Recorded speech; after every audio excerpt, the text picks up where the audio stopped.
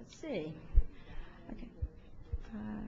I hate to interrupt what looks like a very good conversation, but we're going to go ahead and begin the policy forum, and then immediately following that, given the time frame, we'll roll into the full BESE board meeting. So good morning, everybody. I would like to recognize and welcome our newly elected BESE member, Jay Gilio. We're glad you're here, and I hope you get a chance to visit with everybody before you leave today. Thank you. Okay, let's get started. All right, good morning, board members. Today we're going to be offering you a presentation focused on the ACT, both the participation and performance of high school students throughout Louisiana. The 3 points that we'll focus on the most throughout are first looking at the data of where we are, how many are taking it, and how are they doing, just to sort of give you some context of where we are, and then beyond that, what can we do to make both of those metrics better. Just in case you haven't taken your college entrance exams recently, here's a quick description of what the ACT is. It's out of 36 points. It relates to TOPS, as you know, to get certain awards. You have to get certain scores on the assessment. Right now it's a 20 to get the Opportunity Scholarship. It has 4 subjects, and it's standardized and curriculum-based. So why is this relevant? Why should we spend time talking about the ACT?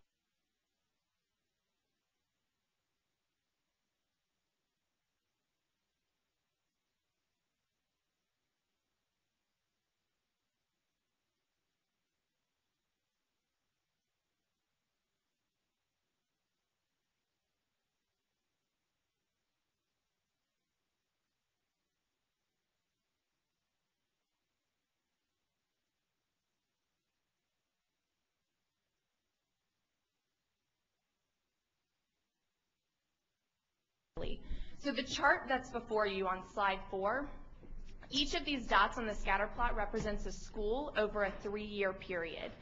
And what it shows you is the % of their graduates meeting TOPS, which is really just a proxy for taking the core 4. The way that our data is set up, it's hard to pull that specifically, but the TOPS requirements align perfectly, so it's a good proxy, compared to their average ACT composite score. And so what you can see from the 2 arrows, these are 2 different schools, and this is the most extreme example, but just to make our point. These schools both had approximately 45% of their graduates meet the TOPS requirement. However, the difference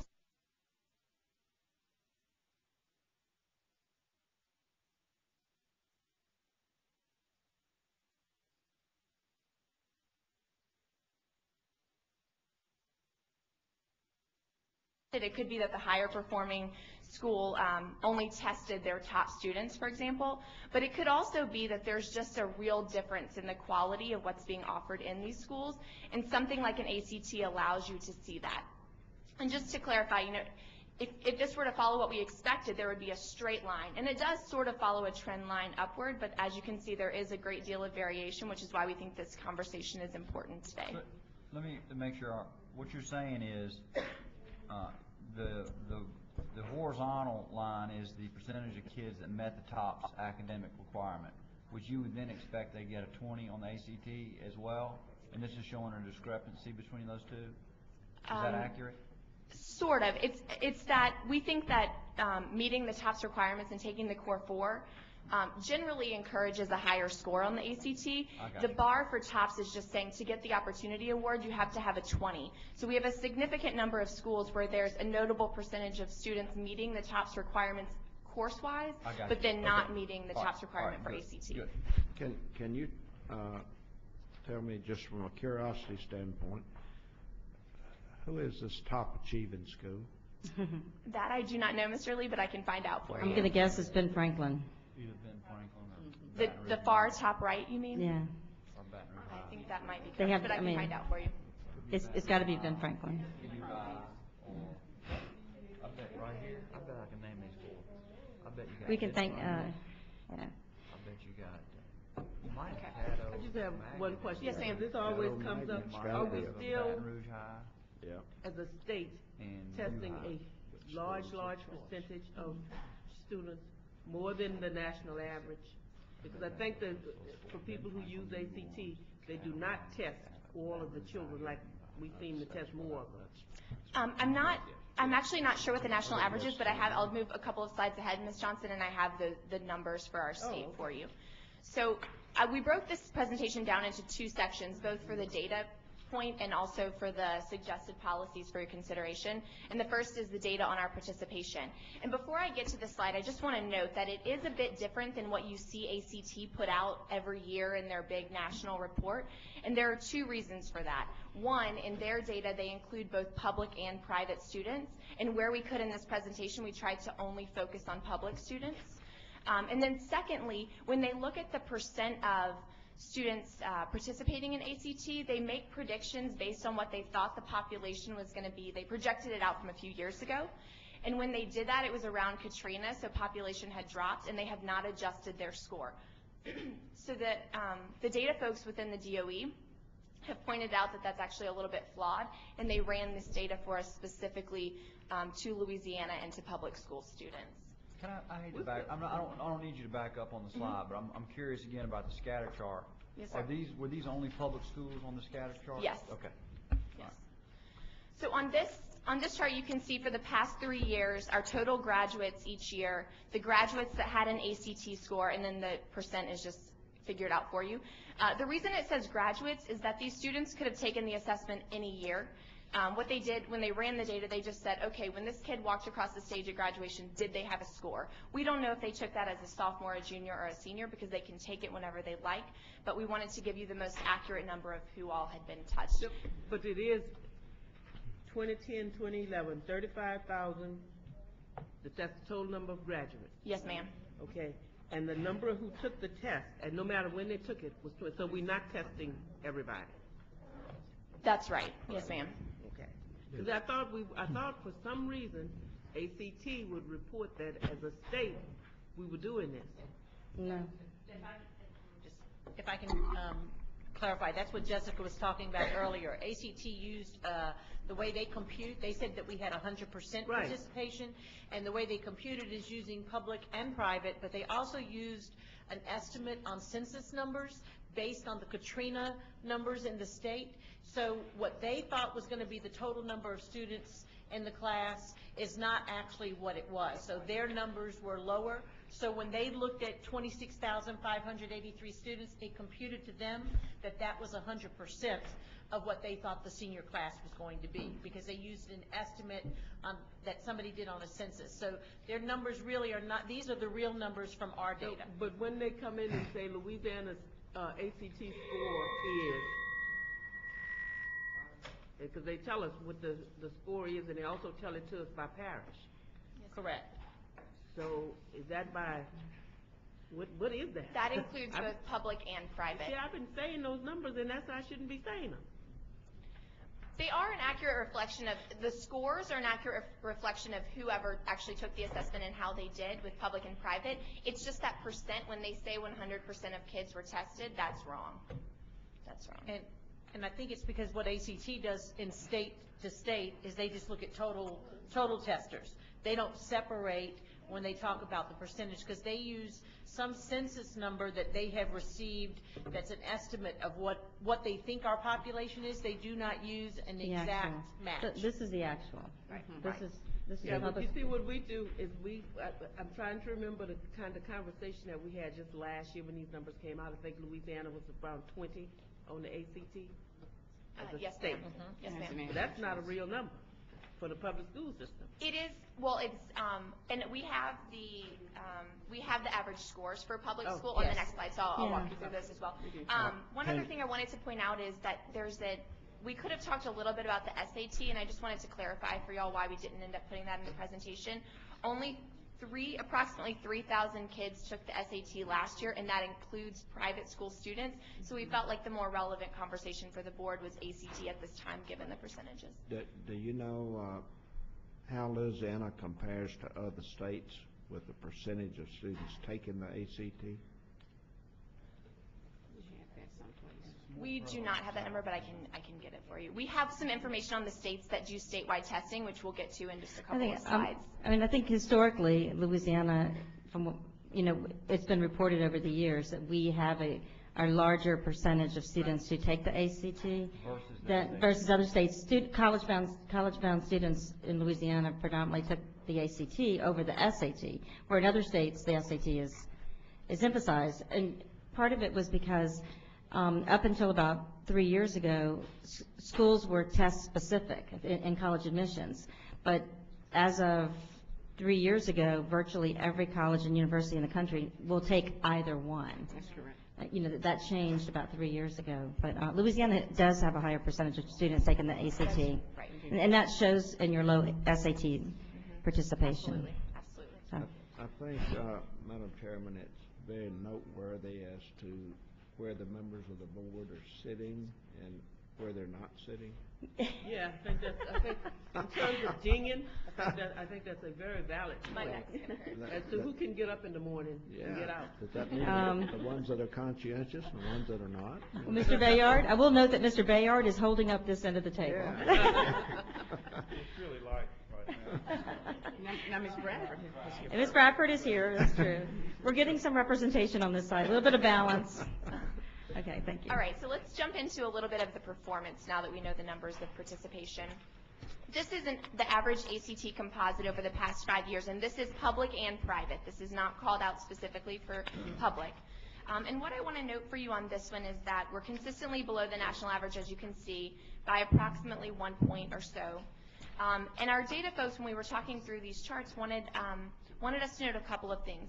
This number is particularly hard to move for 2 reasons. One, the scale is only out of 36 points, so moving, say, a point is incredibly significant.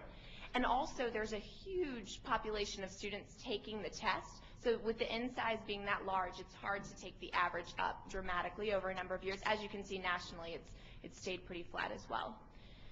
This slide, the next slide, calls out for you public only how Louisiana students are doing on each part of the assessment over the past 3 years. The composite, as you can see, is between a 19.5 and a 20. And there's, it's pretty consistent across the board in each of the subjects How come specifically. we're doing so well in science? Question.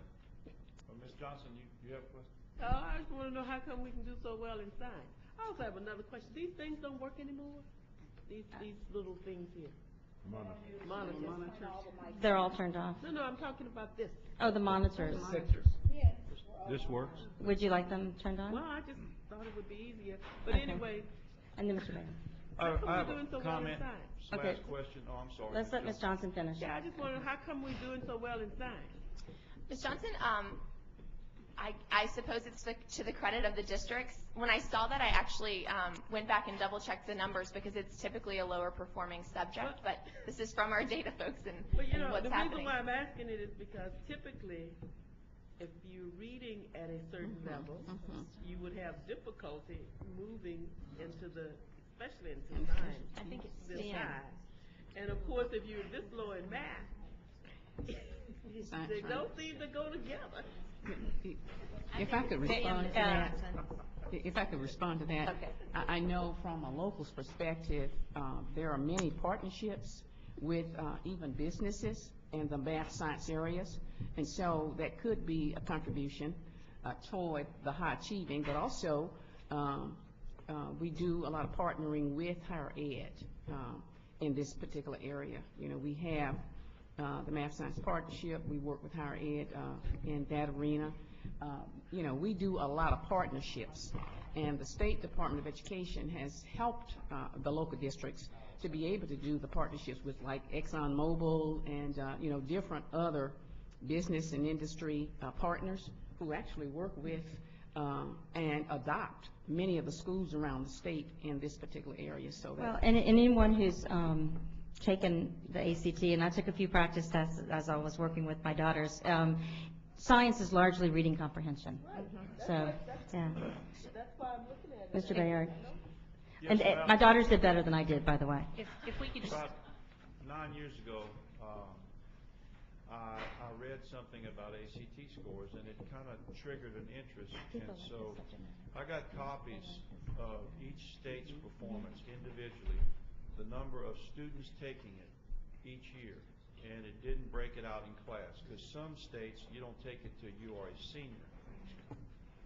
Now, folks, we have got to do a better job of dissecting that data to put us in the best light. No offense, but we have never done it. The Department of Education has never done it. Let me tell you why that's important. If you take your advanced math and your physics your senior year, that's about 7 or 8% of the questions that you may not know anything about your sophomore or junior year. That could bring your composite up as many as 2 points, a student who's college bound. Furthermore, in nearly every state, there were as many as 20% of those students fewer than Louisiana taking the test. I really wish that before I would get off this board, I would have seen something to be fair to Louisiana students in publishing test results. To this date, we've never been fair. So, before I die, I hope I see some equity in evaluating this data, because I never see it. Now, we went through a lot of trouble to do this, but the most important part of analyzing Louisiana data is a fair comparison. Now, dadgummit, someday we'll do it, but I swear if we do that, I think you'll see Louisiana above the national average if we're doing a fair comparison, because why don't we just take only the seniors in this state and compare them to the seniors? But that's not really as important as the fact that most of the students in Louisiana take it, and in most states, as few as 40% take it. Some schools in some states won't let you take it unless your counselor has signed a piece of paper saying that you're anticipating going to college. So I mean, anyway, but that was 9 years ago. And but by the way, I want to thank y'all, because this is still good information. And don't, I'm a little brash, but it's part of my zest for trying to be, uplifting for Louisiana. We're going to miss your brashness. All right. Let's go on. Okay. So we can get through the We do have a little bit of presentation. data on some of the other states and how they do the statewide testing that may be helpful to that Right, conversation that was as well. good. Thank you much. No problem. This slide the next slide attempts to show you where we're setting the benchmark scores for college readiness. So Louisiana, as defined by our Board of Regents, set out that students need to have an 18 in English and a 19 on the math section to be college ready. And in 2014, as you're probably aware, if students do not have these scores, they will need to attend a 1 or a 2 year community college type setting before they're able to attend a 4-year university in order to get the remediation that they need. And just for comparison, we put up the ACT suggested benchmarks, and the way that ACT defines their benchmarks, just so you know what they're attempting to get at with those numbers, they say the benchmark score is the minimum score needed on an ACT subject area test to indicate a 50% chance of attaining a B or higher, or about a 75% chance of obtaining a C or higher in the correspondent credit-bearing course. By comparison, this shows you how Louisiana is doing and this is those ACT benchmarks, not the Board of Regents benchmarks in each of the areas with the benchmark noted below. We're slightly above in English and then significantly below in each of the other subjects. So at this point, we want to transition, if the board doesn't have any questions on the data, to talking a little bit about some policies and practices that we think could support increased participation and performance. But I'll pause for a moment just to see if there are any questions. Okay, so this is the data part of this policy form. Is there any more questions on this? And then if not, we'll move into the policy recommendations for board members to consider. Any questions on data, performance? Any comments? I think we're ready. Okay, great. So we're, again, going to split this into participation and then performance for the recommendations because they are a bit different. And the reason that we're encouraging you to think about ideas and ways that the board would like to see participation increased is because we think it can do a number of things. One, it can give us a better understanding of students' performance. If we need to remediate earlier, we can do that. If we need to get them support in a certain subject, we can do that. Similarly, it gives us greater comparability between schools. So thinking back to that scatter plot at the beginning, it could give us the answer of those two schools that were different. Are they different because they're testing different populations, or are they different because the quality of the instruction is different and we need to support that lower performing school? And then finally, it's increased future choices for students. Debbie will speak a little bit to this on a slide about the statewide testing in some of the other states.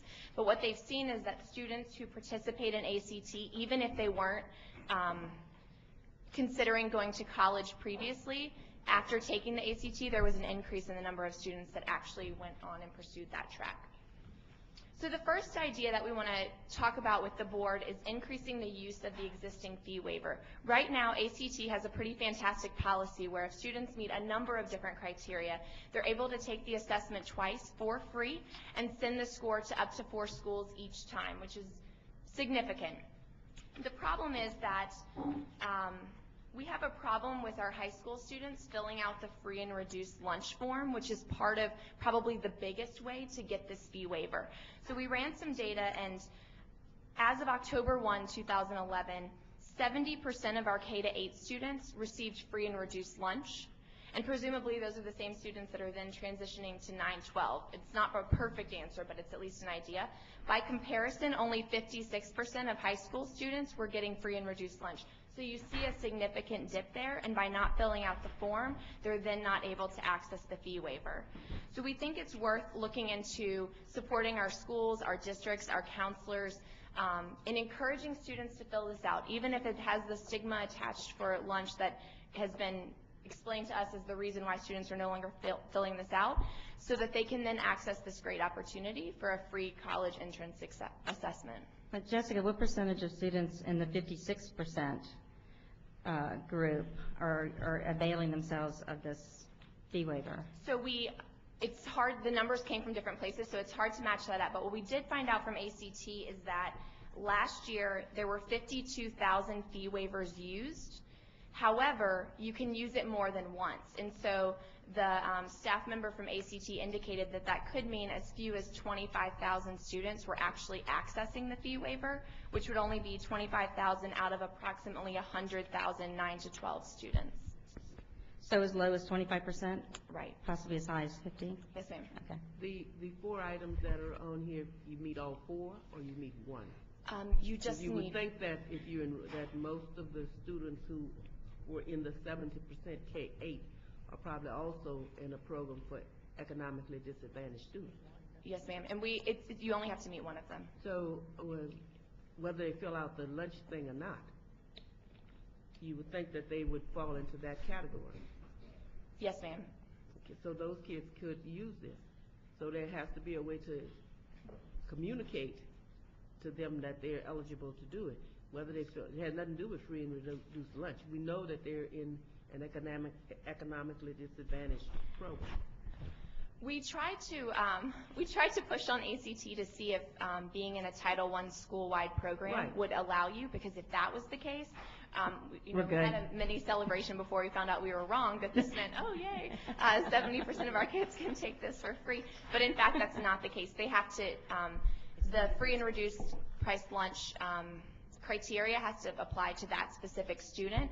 And so part of the problem with them not filling out the form is that it's then hard to get evidence of or know specifically which students are eligible. Okay, I'm missing something here, because if you're in a Title I school and the school is a Title I school, Yes, ma'am. that's an economically disadvantaged program.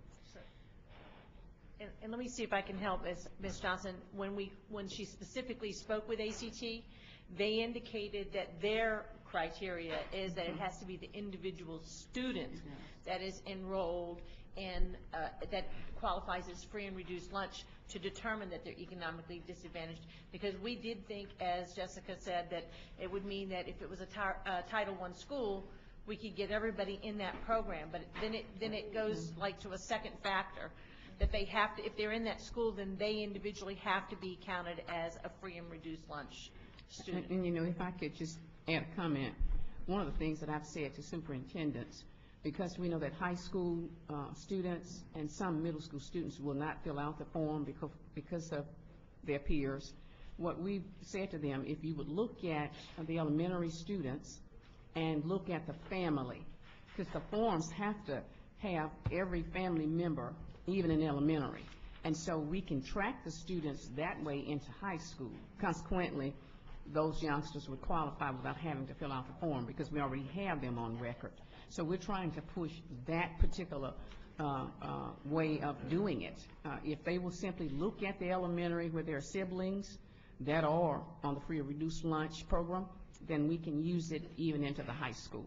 So that's one way that we're trying to get it done.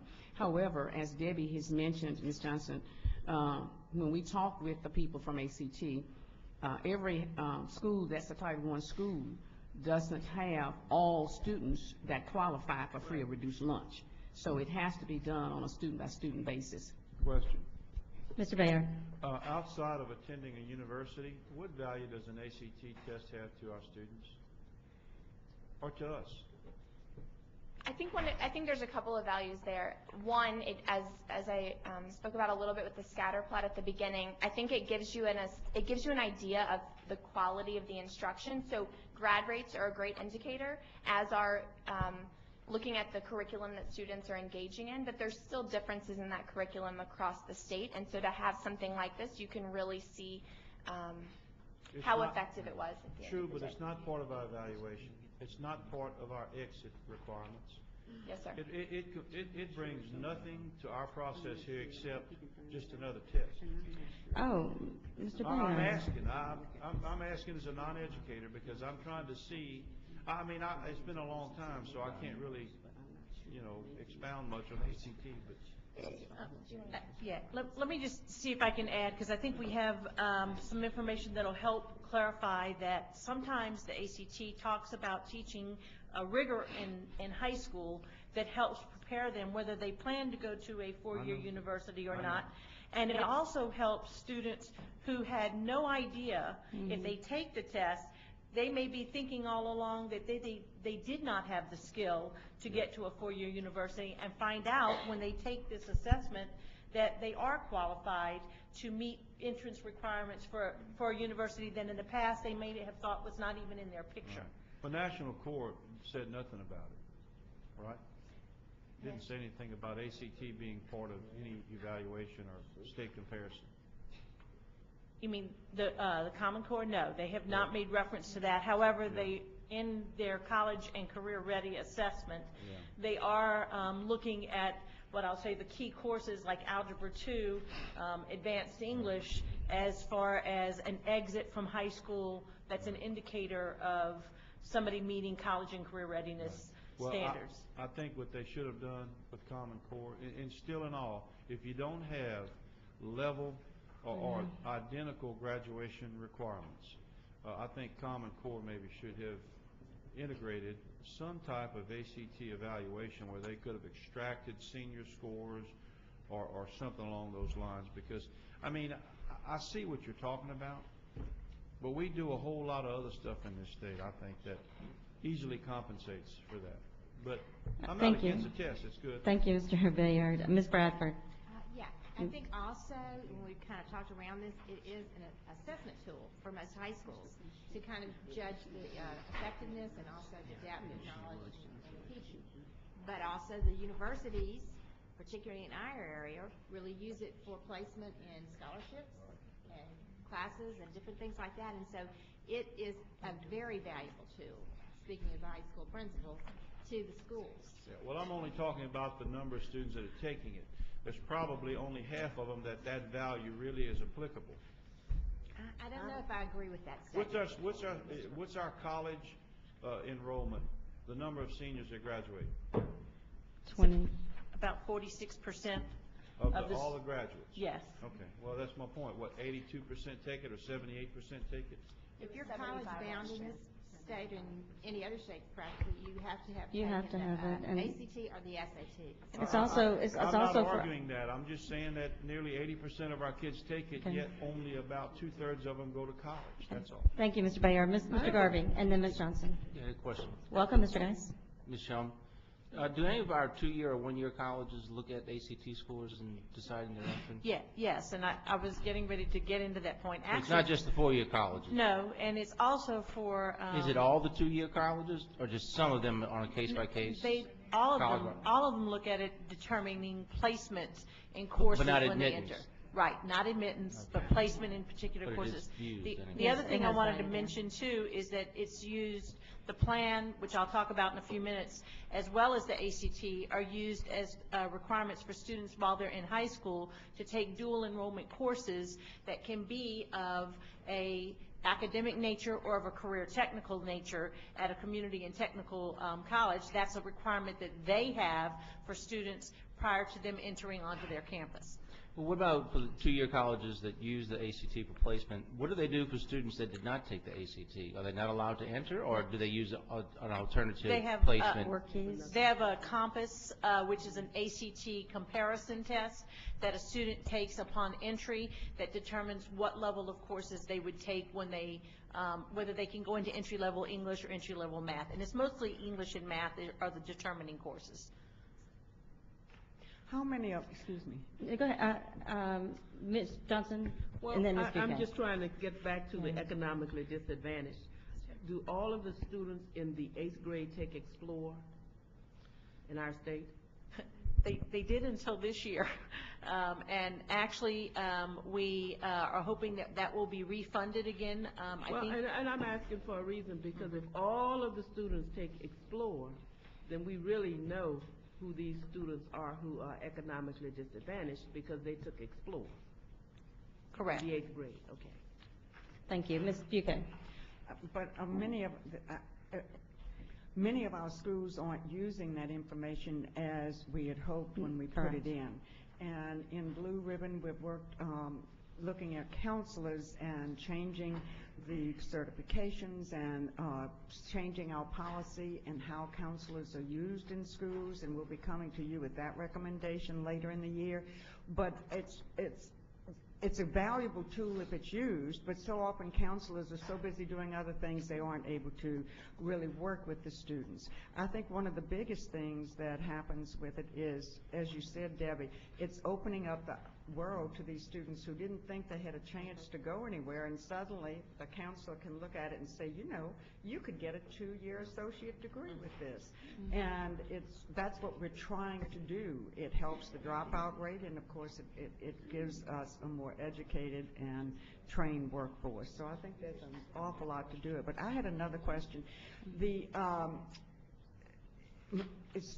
some schools, they have an extra tutorial course before taking the ACT, but I only have seen that in private schools. Do the public schools have anything like that? Ms. BK, you must have seen our presentation. We're actually going to talk about that, an ACT prep course, and we do have it in some schools, but one of the recommendations we're going to suggest is about making that statewide. Yeah. And even if it didn't, well, of course, in block schedule, I think there'd be room for it with no problem. And if you're not in block, you have them come in at 7:30. That's what my kids did. Saturdays? Yeah, Saturday, whatever. So we have a couple more ideas about participation, and then we'll jump to some of those performance ideas that I think are helpful for the board's consideration. So I'm going to just talk for a few minutes about ways that we've talked about how can we increase the funding for ACT testing. If you remember, in January of 2010, we brought before the board the College and Career Readiness Policy, and in that policy, we have a recommendation that all 11th grade students are tested with the ACT and the ACT work keys so that we get a true picture of college and career readiness at that point. The item in there is listed, though only contingent upon funding. So the intent was for us to implement that this year. It did not happen because the funding was not there for us to be able to implement ACT testing statewide as well as work keys. So one of the things that we've looked at is a variety of ideas that we can look at to see how do we use these assessments. I will tell you, it does not mean that we aren't using work keys in some areas, but they're funding it on their own.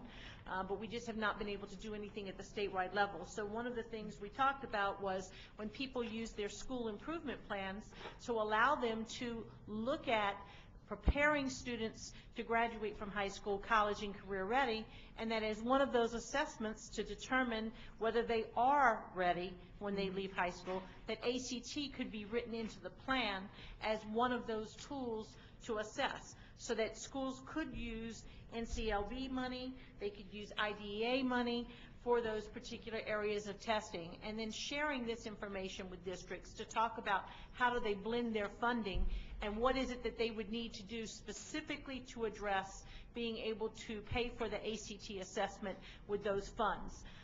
The other area that we wanted to mention is that there's a 21st Century Community Learning Centers where if the focus on high school students was to actually work with those students after school to prepare them to become college and career ready when they graduate, that again, that would be another format for funding sources for districts to use to actually pay for the assessment. And what we're, combined with what Jessica talked about, using the fee waivers for the number of students that qualify, and then combining what we have with other funding, we think that there's a possibility that we could get the ACT funded for the students at each of the district levels. And then if there are homeless students, they obviously qualify for the format or for the funding that comes from homeless funding for those programs. So those would just be a few different areas that we thought could help adjust us to be able to get the actual item that's in that we passed in policy to actually happen, because right now it's contingent on funding. Do you remember what that funding amount request was? Well, I know for the plan test, it's almost $750,000. So, and I know that was for all 10th graders. So I'm going to assume it's very similar to that cost. That was probably about 2 years ago, so it might be a little bit higher, but I'm thinking probably about $750,000. And if 50% of those students qualified for the ACT waiver, then that's that correct. would be maybe $400,000. Okay. I have a question, a little bit off the exact where you are now, but has there been a correlation done between GPA and ACT scores? And here's why I ask. I mean, everyone went to school with a guy that everybody thought was a slacker, and he's making D's and F's and kind of getting along, and then all of a sudden he goes and takes his ACT and he scores a 33, and it's like, well, the kid's a mad genius. We didn't know this, okay? You also have the other end of the spectrum, which we have kids who have gone along with 4.0s, and even the stories of the valedictorians who then take the ACT and they get a 12. Has there been any study on that? And would that be a useful tool at all as a indicator for us to look at if the school is continuing to put out students with high GPAs, but they're getting continuous low scores on ACTs? Is that?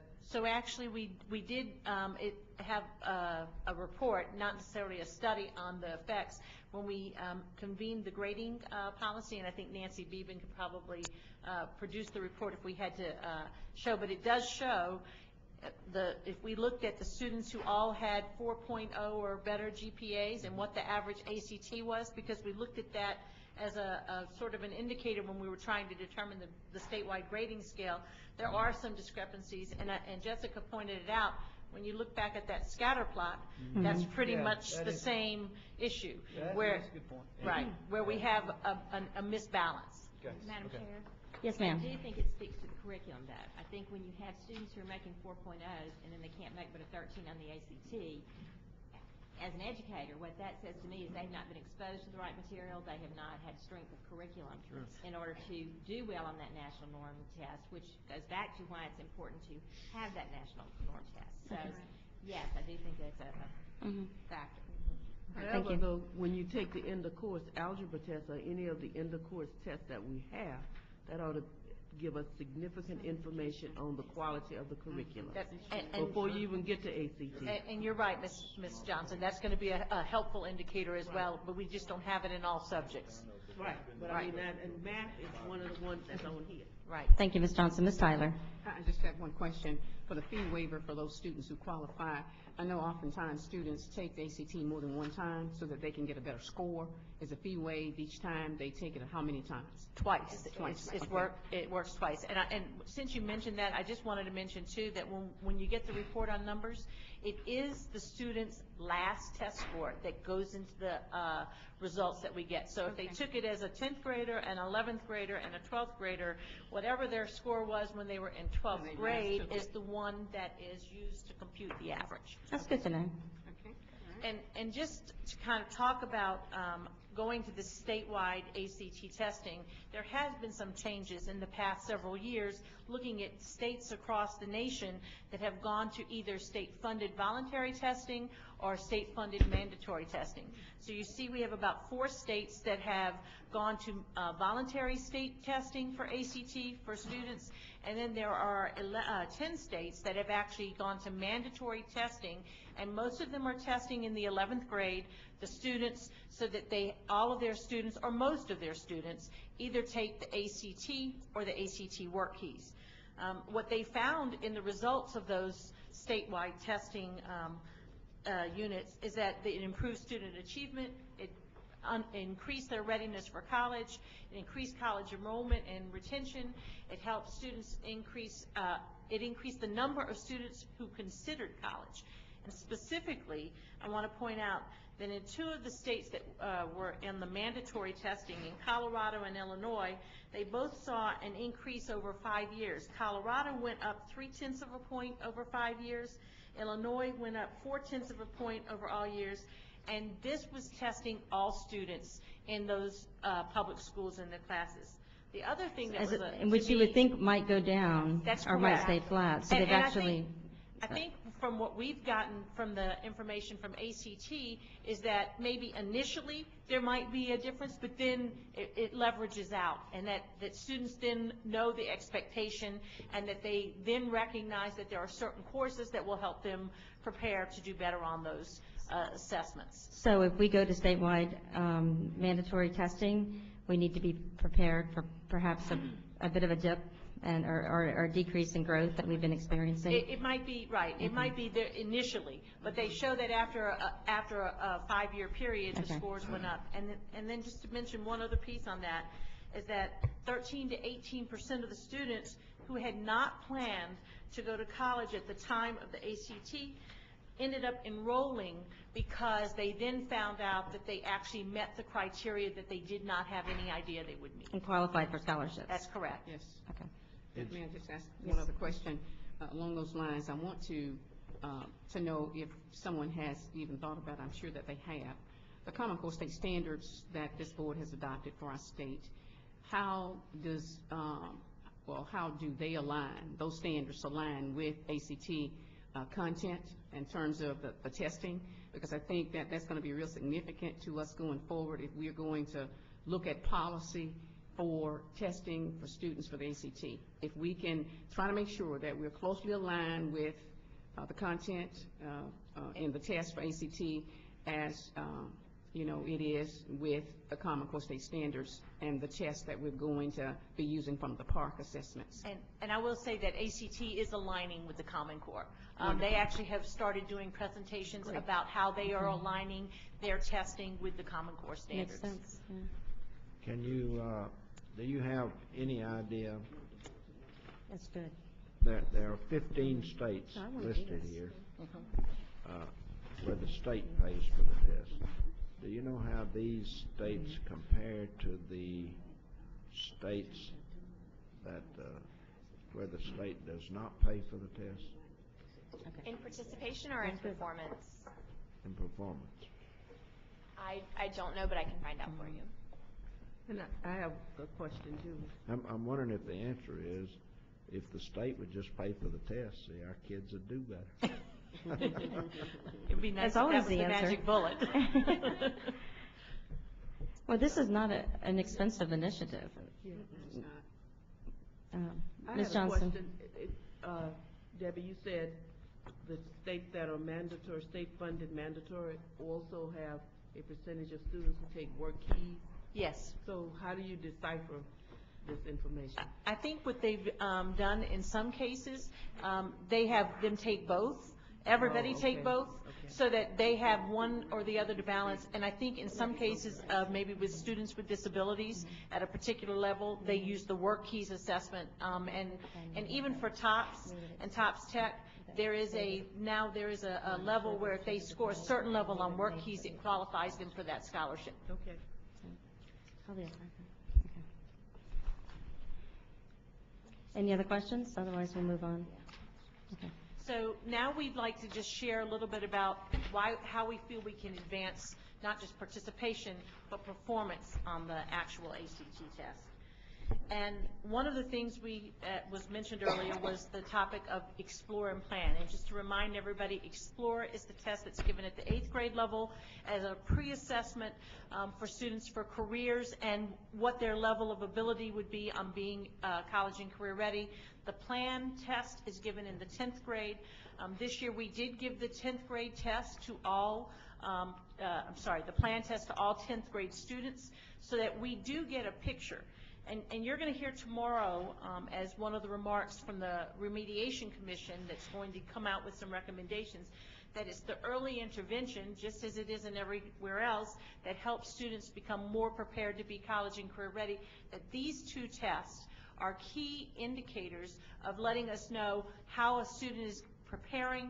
And then it also gives an idea that Explore actually talks about what career interests they are looking at so that when they get ready to make their individual graduation plan, they have an indicator that shows this would be an area that they might be interested in moving to. It specifically is also used, those two, it increases students' participation and performance on the ACT. In our ACT report this year, we know that the students who took the Explore last year had a higher rate of increase, higher than they've had in any of the past 5 years, which is a good indicator that when they take the Plan in the 10th grade and when they take the ACT in the 11th grade, that we will see higher scores from those groups of students because they were exposed at an earlier age. And we are working, we have a course right now, Ms. Bouquet talked about the counselors, but there's a course right now that we are working with in a variety of areas that trains counselors on how to use the results from these assessments to help them in scheduling students into the correct courses. So it's about giving the prevention tools so that by the time they get to the ACT, they have the items they need in order to succeed on that test. And early testing basically saves money over the long term because then students end up not having to take remedial courses when they actually get to college because they know what the need was to get to that 18, 19, and if they weren't at that level, they know what courses to take to help get them there. And then the other part that we'd like to do is to talk about including ACT participation rates and scores in the letter grade progress reports that goes out to parents and students so that people are more aware. Just as we saw to me with the graduation rate, a significant increase. Part of that was the awareness of what it was we were looking to report and how people viewed it and how people now know to recognize what the cohort grad report is. The second piece we'd like to talk about is promoting and enhancing the CCR report card, which passed out of committee yesterday and hopefully will pass out of the full board today. But it currently includes the number of ACT participants and the percent of participants that will meet those Board of Regents benchmarks. And that's free. So that's correct. Exactly. It's just a promotion piece. And we also wanted to recommend that the College and Career Ready Commission also recommended that we disaggregate the ACT scores, not just give the math and English together, that we separate it so that a school would know if it's the math specifically that we need to work on or if it's the English that we need to work on, that they get a breakdown, not just the combined 18, 19, but how many students got to an 18 in English and how many students got to the 19 in math. And then the other thing that this report card will allow us to do is compare schools' performance to other Louisiana schools and national peers. When we talk about college going rates, which will also be shared on that report card, it will share whether they are going to college in Louisiana or anywhere in the United States because we are using the National Clearinghouse report that actually reports any student who was in our graduating senior class, if they attended a 2-year 4-year, or 1-year, 2-year, or 4-year institution anywhere in the United States. So we will have that information to share. And then just to go back and look at where we have been moving, because of the Core 4 that was implemented, we did see an increase this year on the ACT results that shows that we have more students meeting the ACT core. And just to point out, ACT's core is 4 English, 3 math, 3 social studies, and 3 science. Louisiana's Core 4 is 4 English, 4 math, 4 science, and 4 social studies. So because we now have a higher standard than where ACT is, we actually saw more students participate in ACT who had completed the core, the ACT core. We believe that's a direct result of the Core 4, and that as we continue to move forward with the Core 4 students, because they won't complete until 2014, we will see a higher percentage of students who are actually taking the core. And then this just shows what happens when students take the core. If they take the core, it is clearly obvious by this chart that students who take the core have a higher ACT score than students who don't. And this is Louisiana's results, and it is specific to students who take the core classes versus students who take less than the core. Wow. May I ask a question? That's like an important Yes, slide. it is. Ms. Tyler. I just want to ask one question. Usually, my questions are, I already know the answer. How are we communicating to districts about this data?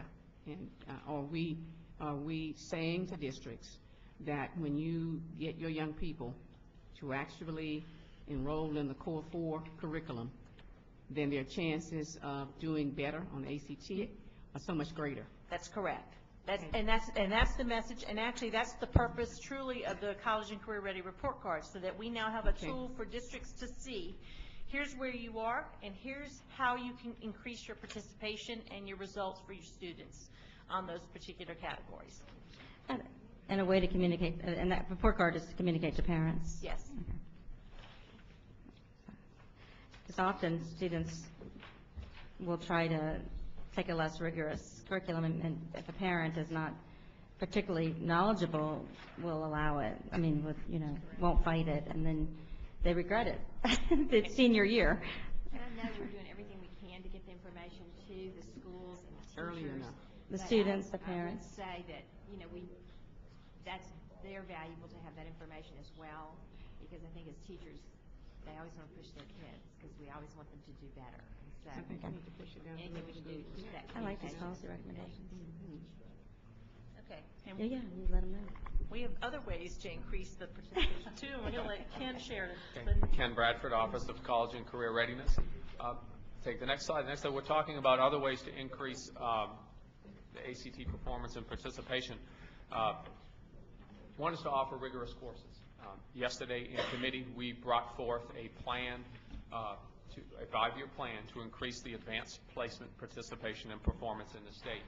In 2006, 1.9% of the senior class had a successful AP experience, and that means that a student took an AP course and they scored a 3 or higher. We were 50th in the nation at 1.9%. Fast forward 5 years today, we now have 4.6% of the students of the graduating class that have a successful AP experience. Moving from 1.9% to 4.6% has moved Louisiana from 50th to 49th. We are now ahead of Mississippi. They're at 4.4%. So there's still room for significant growth. The national average is 16.9%. Across the nation, 16.9% of the seniors are graduating having taken an AP course and scored a 3 or higher. So we brought the plan forth in committee yesterday. It's up for the full board to approve today. Some key elements in the plan were that districts will incrementally increase the number of advanced placement courses that they offer. There's a consideration to look at the MFP to see if there could perhaps be some level 1 funding that could be dedicated for advanced placements and targeted towards advanced placement for successful participation. Also included in the plan training for administrators and teachers. The benefits to the districts are that by participating in advanced placement courses, there is data that shows that participating in advanced placement courses does lead to an increase in ACT scores. We actually have districts here in our state that have shown that data. Calcasieu Parish, they have a huge advanced placement program, and they have demonstrated and they have results that show their students who participated in AP courses have seen measurable gains in their ACT score. I have a question. Yes, ma'am.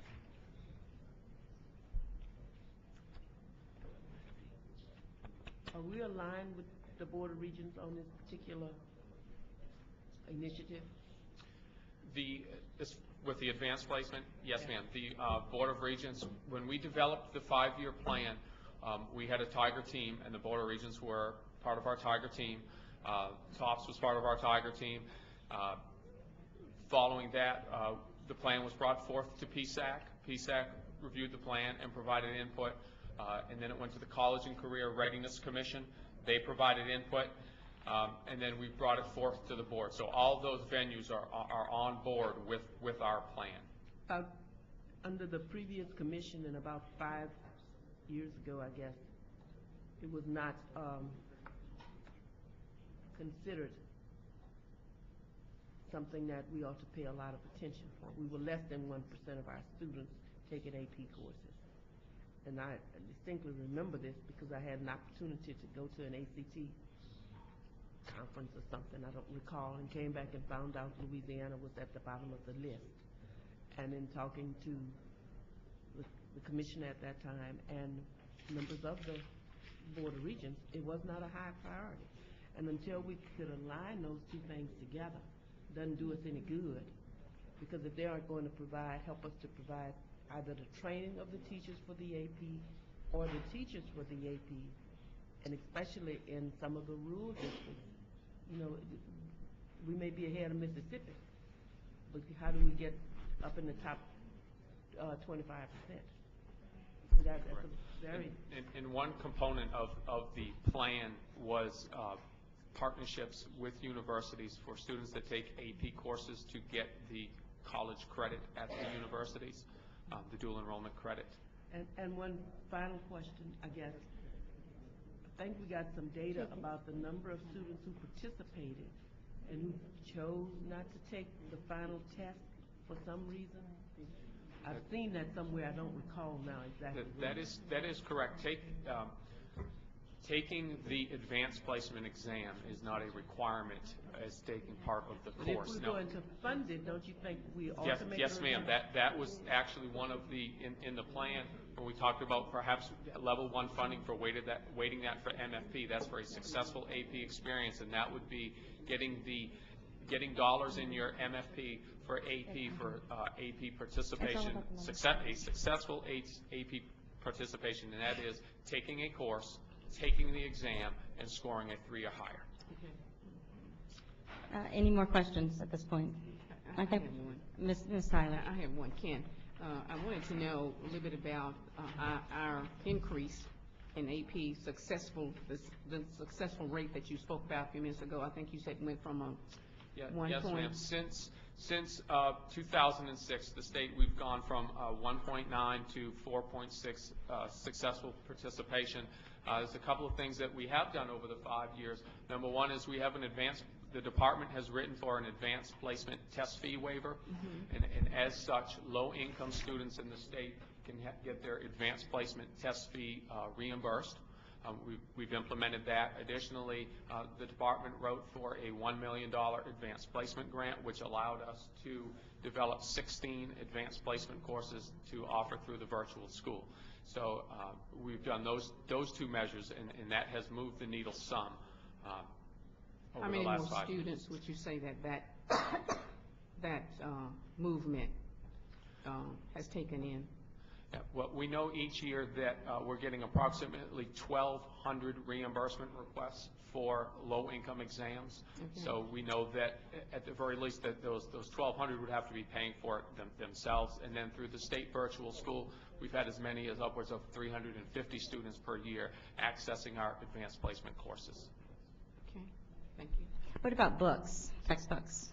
Yes, Is that the ma'am. responsibility of the school? That is the responsibility of the district, and that was one of the things that the Superintendent's Advisory Council was, that's why they really wanted to see this get put in the MFP, and those funds get targeted towards advanced placement, because it costs them so much more to offer an advanced placement course, because they have to get the teacher trained in the advanced placement pedagogy and the textbooks and materials. And it's not uncommon for a course like English for the students to have $300 worth of textbooks to do all of the readings in an English language and composition. And so sometimes the MFP dollars for textbooks don't stretch that far for those collegiate level textbooks that the students need. I would be interested in seeing some type of cost schedule per AP course, so that when we go to make the argument for the inclusion of these dollars in level 1, Yeah. that we have an idea of what we're talking That's about, and a also great point. participation. And not only the books, but some of the courses like the biology,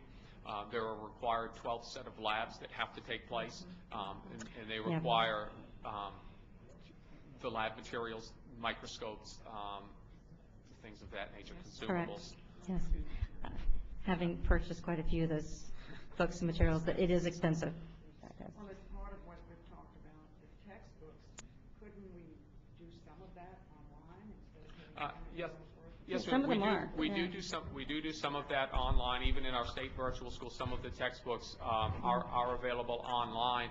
But, and this is probably another discussion about the digital textbooks. Sometimes the digital textbooks still aren't cheaper than the hard copy, because what happens is the publishers, if they sell you the electronic version, it gets you a license, and that license is only good for a certain amount of time. In doing it, but certainly the books that are available, we can do them online, and some of the books, even in like the English curriculum, they're not copyrighted because they were printed before a certain date that they have to read, and if those resources are available online, students can access them, and the district actually doesn't have to buy a book. Yeah, well, there's some challenges to all this, because I own 3 AP calculus textbooks, and my daughters took them over a period of 5 years, but they changed the textbook every year, and when I tried to reuse the textbooks, I was told, well, they renumber the problems, so you actually have to buy. It's a racket. Textbooks are a racket. And in addition to your And the same would exist in the, AP is no different. in addition to your textbooks, the calculators are another evolving and changing Yeah. item in the advanced placement courses, the next generation of So, I mean, there's some challenges, but I'd love to see us look at this in January, look at some serious discussion. We'll talk to Messino, recommendations around supporting the ACT and the AP policy. I mean, it's based on what we're seeing today, this is almost a no-brainer. Does anyone disagree? Just go through the next slide. The next slide just shows the advanced placement participation by district. That was the class of 2010, and that slide represents students who took an advanced placement exam. And the slide following that shows that that's a slide of students who took an exam and students who earned a 3 or higher on an exam. Wow. And it was already alluded to this morning, another support measure that we could put in place is an ACT prep course for all students.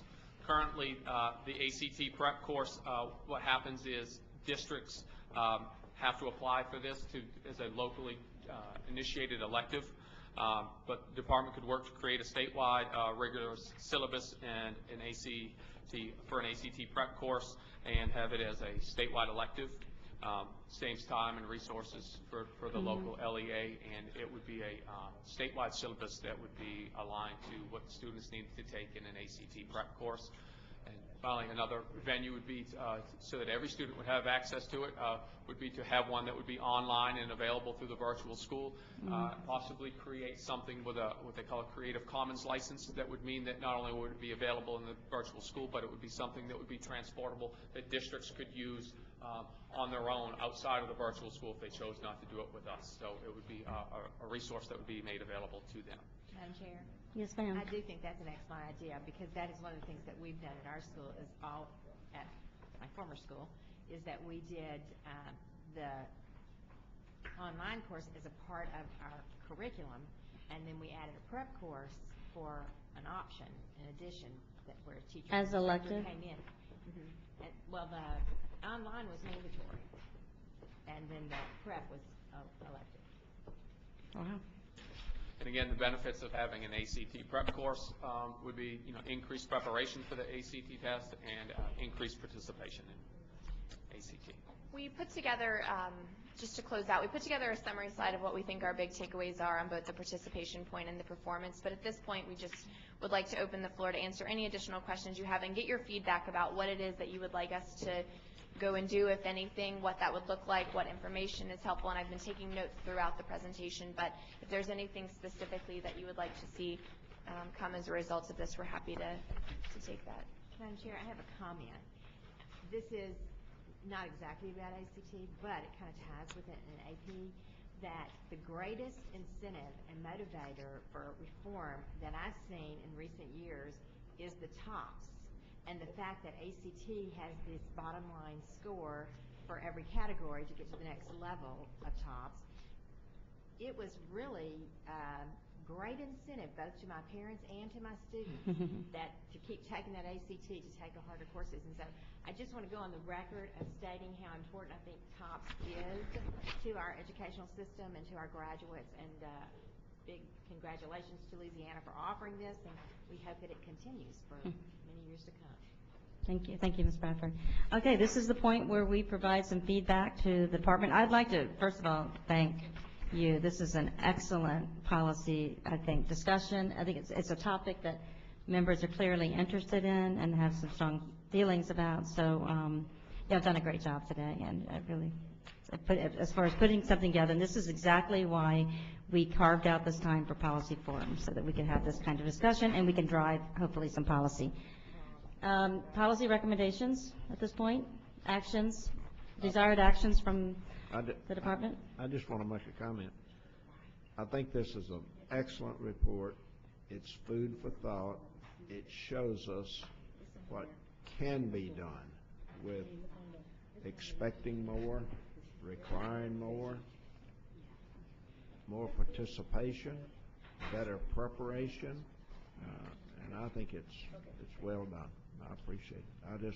I just hope that we will continue to give attention to this, and as we move to the national core standards and with higher expectation, hopefully we're going to see these ACT scores increase.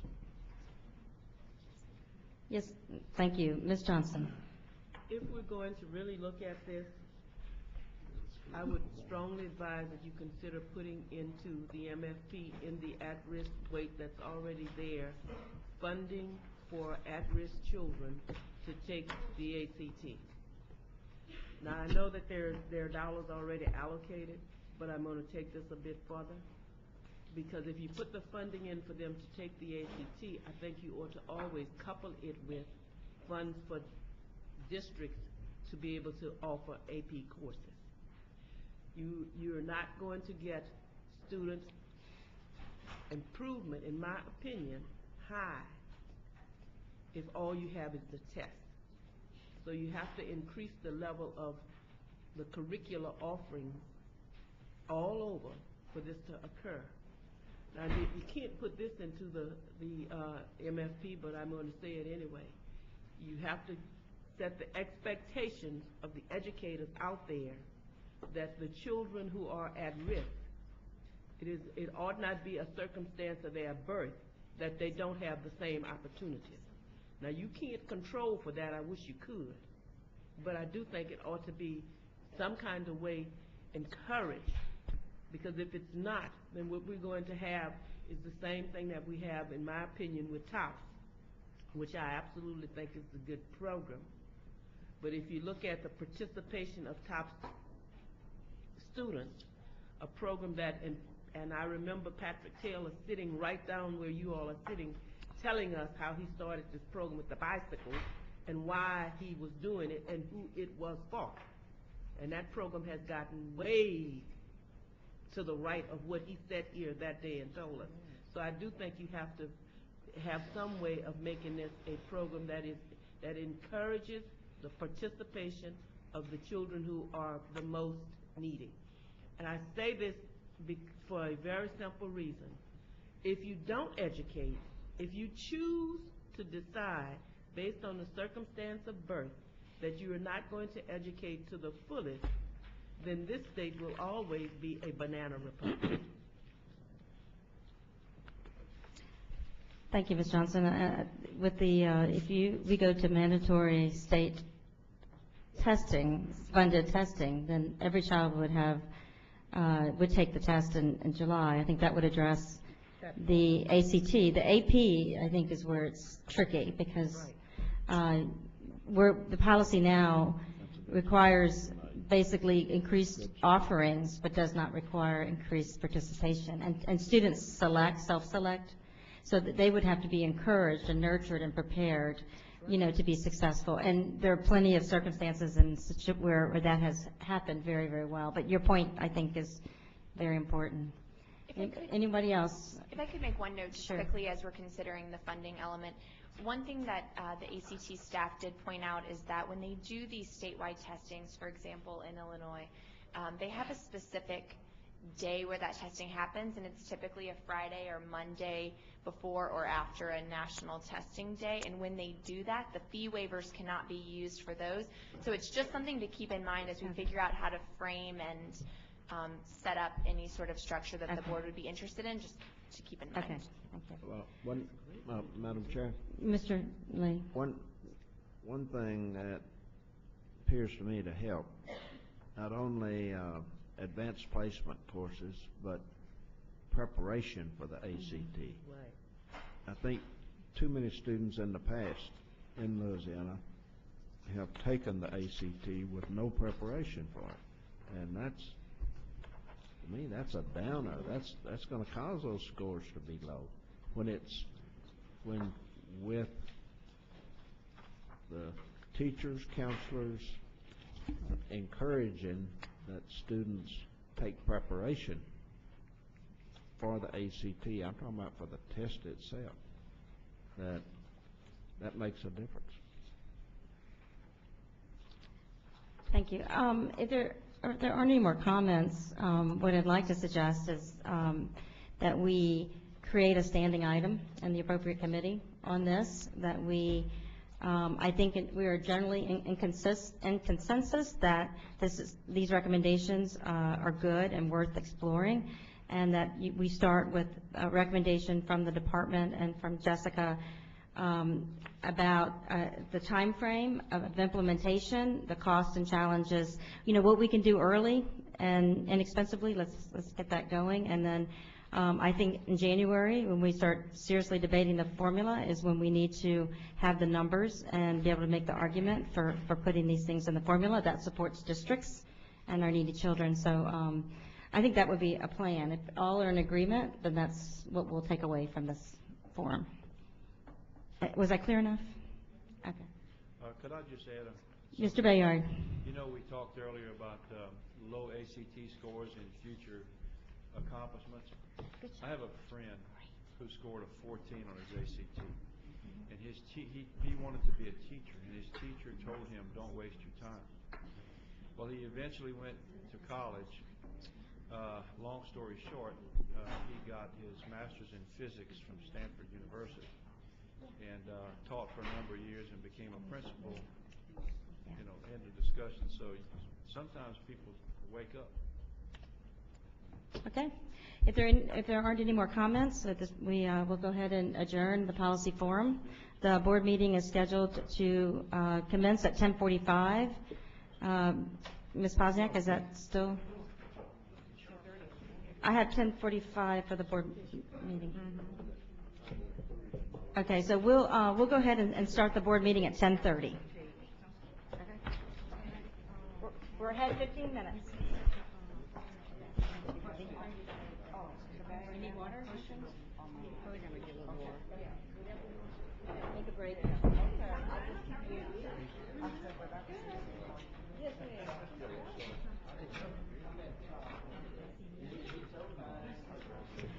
Oh,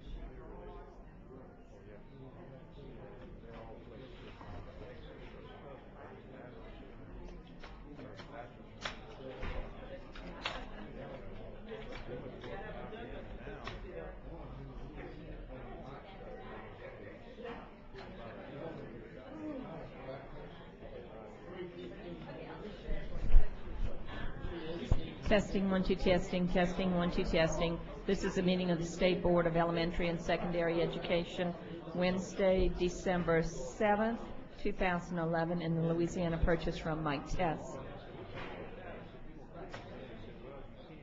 Hey, excuse me. I know, Speaker's office told you to let your son Madison. Well, no, I made it better. You didn't go to that. You didn't go to that. Well, I met his attorney. He's an attorney from Madison. Oh, yeah, And he says, I think you're going to do it. I said, what you mean? He told me. I said, oh, one of my good friends. Great boy. I thought he was. I don't know. Yeah, I didn't hear him say.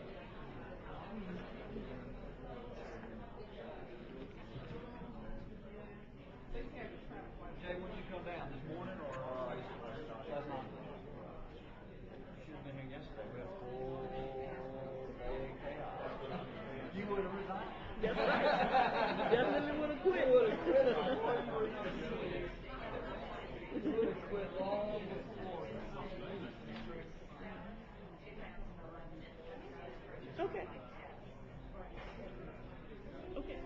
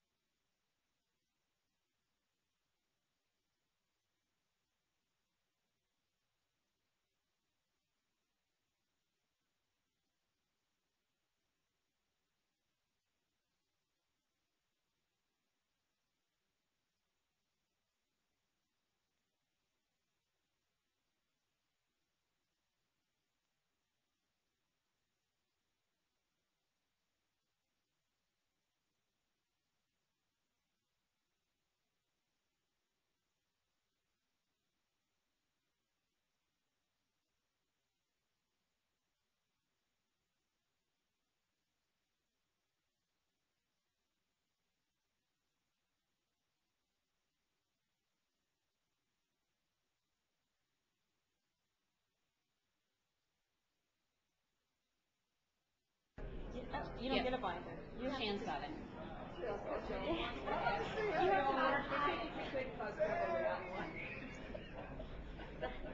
What item?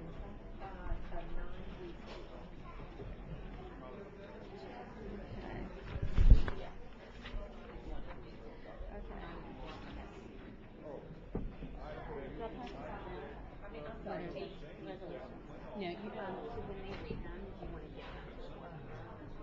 Okay, they have a hard, the board members. And then maybe we take a picture. Do you want to do that later? William's coming to take the board's picture. Okay. We can stage it then. Yeah, you probably want to have, that's fine. Oh, yeah, sure, no, I'm just I think y'all get a fair shake. Okay, Amanda, pull the guests. We're going to do them at the end of the meeting. When, like, the person who doing it next to you, they can say it goes down. Okay, listen, but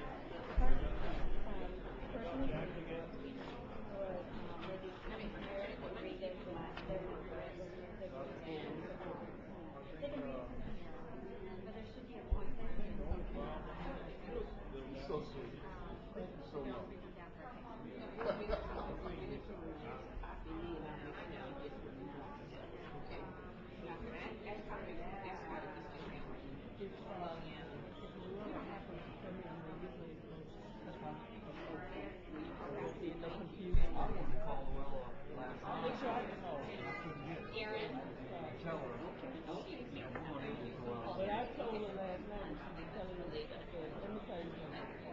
These people are not coming here to tell us.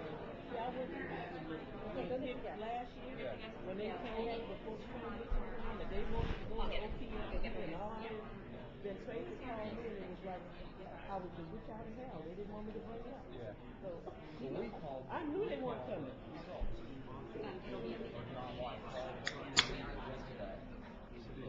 Then what would happen is they'll read it. Y'all don't even show up. They weren't going to show up anyway. No, they won't come to you. No, that's all right. Just make sure everybody feels like they got a fair shake. I told her that last night. I kept telling her. Didn't get it. I'll just lay it out. Let's see, we're at that point, we said we,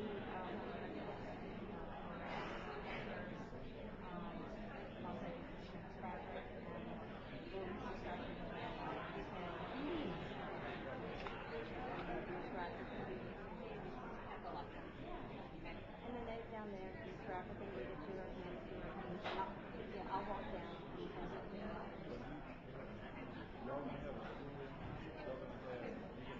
I'll just tell they do traffic.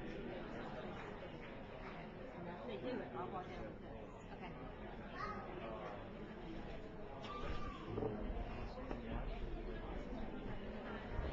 Is it urgent?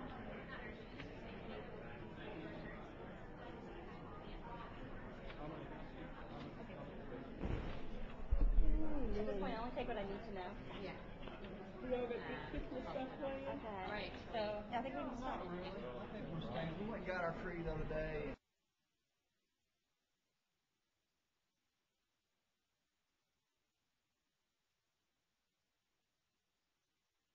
When you went up to Auto Okay. but I think Board members, if you'll please take your seats. Audience members, if you'll please take your seats, we'll go ahead and begin the Board of Elementary and Secondary Education Board meeting. Thank you. Now I know how a teacher feels.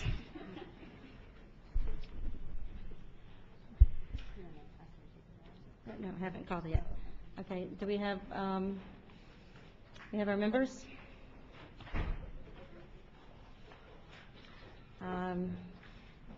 Kim, would you mind maybe letting Ms. Buquet? I know she's in the. Just let her know that she's we're beginning the meeting. Okay. Now, this time I'd like to call the Louisiana Board of Elementary and Secondary Education meeting to order. May I have a roll call? Mr. Bayard. Here. Mr. Bayard is present. Mr. Bennett. Here. Mr. Bennett is present. Ms. Bradford. Here. Ms. Bradford is present. Ms. Buquet. Here. Ms. Buquet is present. Ms. Dastig. Here. Ms. Dastig is present. Mr. Garvey. Mr. Garvey is absent. Ms. Givens. Ms. Givens is absent. Mr. Geis. Here. Mr. Geis is present. Ms. Johnson. Here. Ms. Johnson is present. Mr. Lee. Here. Mr. Lee is present. Mr. Romer. Here. Mr. Romer is present. I'd like to note that Mr. Garvey is also present. Okay. Before we move to the invocation and pledge, I'd like to just take a moment to share something that's very important that's happening this month and will be happening next month, and that is we will be doing a recognition and gratitude to our outgoing board members for their service. We'll be doing that toward the end of the meeting.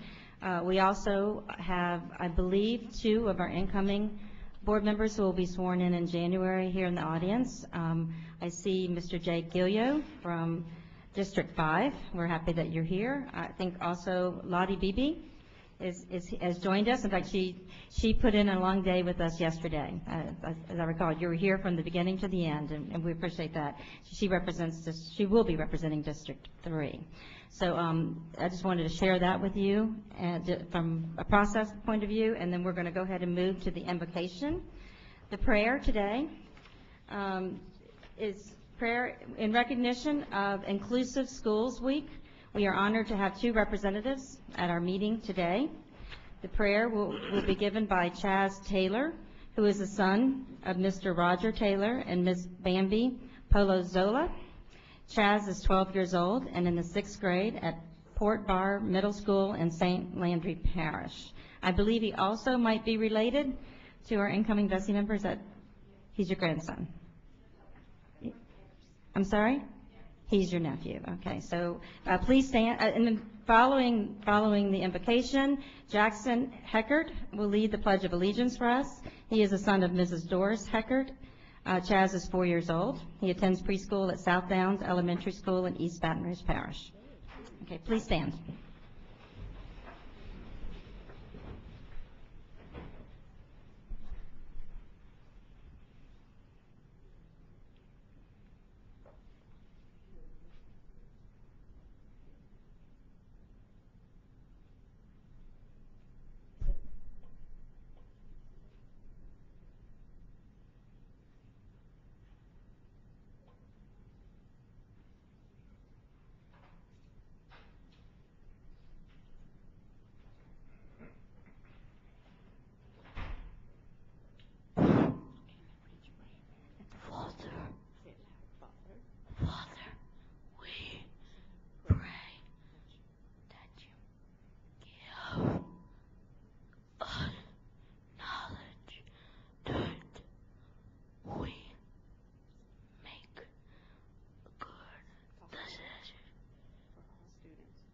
For all students in Louisiana, we pray for wisdom to know our tasks,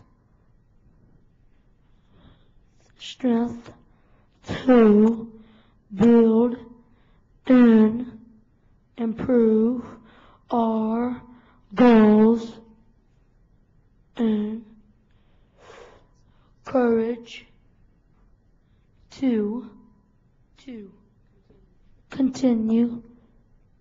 We ask, I'll do something. Good. Yes, for your direction, that we make good decisions for those we serve. We pray for all to have a safe trip. We thank you for all. Amen. Very nice.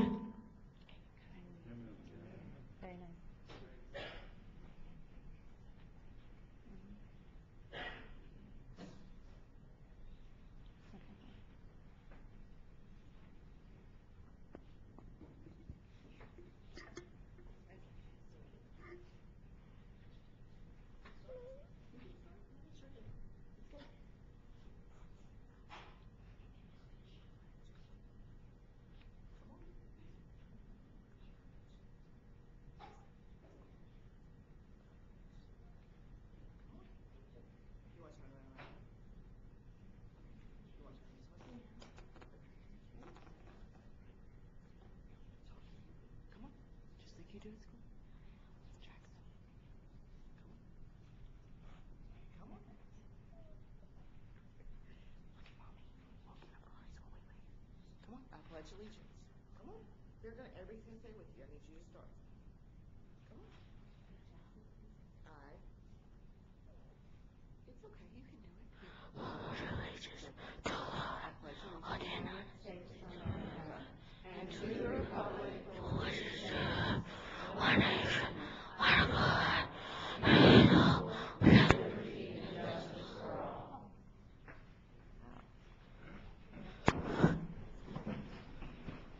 Thank you, Chaz and Jackson and his family for being here today. A nice way to start our meeting. Next. Item number 5, approval of the agenda. Is there a motion to approve the agenda? So moved. Thank you, Mr. Lee. Is there a second? Second by Ms. Bradford. Is there any objection to the motion? Hearing none, motion carries. Madam Chair? Mr. Real quick, I Yes. know Jackson just left, but he goes to school in my district, and I had the chance to talk to him. And he was very bright and very articulate. He was a little bit shy, so I think shyness got him a little bit this morning, but wanted to thank him for coming. So Thank you, Mr. Romer. Yeah. Okay, we're ready. Next item. I don't know that I took a vote. Any opposed? Motion carries? Okay. Item number 6, approval of the minutes of October 19th, 2011. Okay, we have a motion by Ms. Buquet to approve. Is there a second? Second. Thank you, Ms. Johnson. Any objection to the motion? Hearing none, motion carries. Item number 7, report by the acting state superintendent of education. Thank you so much. Good morning, Madam President and board members. I'm delighted to speak with you this morning. I would like to start by first also thanking the 2 very special guests that was with us today. 12-year-old Chaz Taylor, 6th grader, as Mrs. Dastute has already alluded to, from Port Barre Elementary in St. Landry Parish, and 4-year-old Jackson Heckert, a preschooler at South Down Elementary in East Baton Rouge. I want to thank them again for leading us in the invocation and the Pledge of Allegiance this morning. They were here to help us recognize the 11th Annual Inclusive Schools Week. The week highlights and celebrates the progress of our schools in providing a supportive and quality education to our increasingly diverse student population, including students with disabilities. As part of this celebration, parents, teachers, and administrators are attending the annual Inclusion Matters Conference in Lafayette. It's a chance for them to network and learn about increasing the implementation of effective programs for students who qualify for special education services. Again, I want to give a heartfelt thanks, even though they've left, to those 2 young men this morning. In the last 2 weeks, Louisiana became one of 7 states to successfully complete and submit an application for a share of the $200 million in federal funding for round 3 of Race to the Top. Because there are now only 7 states, Louisiana is eligible for more than $17 million, about $5 million more than predicted. This money will be used to enhance data systems, raise academic standards, improve principal and teacher support and evaluation systems, and implement turnaround interventions in underperforming schools. Part 2 of the application process is due December 16th. Round 3 awards will be announced hopefully later this month. And as we push toward making the goal of an 80% cohort graduation rate by 2014 a reality, the Office of College and Career Readiness is busy spreading the word about the effectiveness of initiatives the department offers to support schools and districts. Local and state educators from North Louisiana are gathered right now in Bossier City for the 2011 Office of College and Career Readiness Summit. Last week, school counselors, teachers, principals, and district leaders attended the South Summit in Lafayette to hear about the middle and high school initiatives that the department offers. The 2-day summit, Tools for Schools, Making It Work, features exemplary programs and best practices from schools and districts that have succeeded in raising student achievement. And since our last meeting, several honors have been awarded to members of our education community. Last week, Ken Bradford, our director of the Virtual School for Louisiana, received the Making It Happen Award from the International Society for Technology and Education during a conference in New Orleans. This is an internationally recognized award for leaders who successfully integrate technology into the curriculum. Ken joins a prestigious list of people who received the award, including the former Director of Education Technology at the U.S. Department of Education, several state governors, and a Secretary of Education. We'd like to congratulate Ken this morning for his commitment to innovation at the Louisiana Virtual School.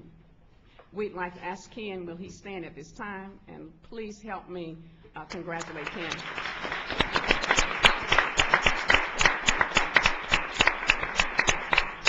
Thank you, Ken. We also had one of our state's principals and two of our schools honored for their work in effectively raising student achievement.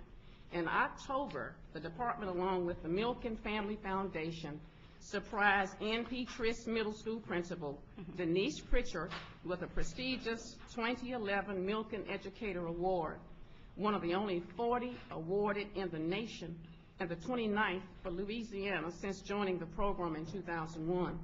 Under Principal Pritchard's leadership, N.P. Trist Middle School has increased its school performance score nearly 25% from 88 3/10 in 2009 to 109.9 in 2011.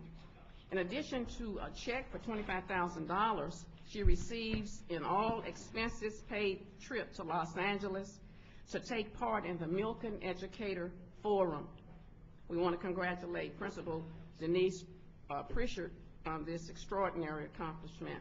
And last month, two Louisiana schools, Ramentah Elementary and Acadia Parish in Southside Elementary and Livingston Parish, were honored for outstanding achievement among at-risk economically disadvantaged students. Both schools were named Title I Distinguished Schools nationally, having made adequate yearly progress in reading and math for 2 or more years. These two schools will be honored again during a national event in January in Seattle, Washington. We want to congratulate the students, faculty, and staff at both schools. And at this time, Madam President, I'd like to ask for personal privilege to address the board regarding a personal decision that I've made. Yes, ma'am. I'd like to ask the staff, my executive leaders, and staff in the department, if you will still please stand for me.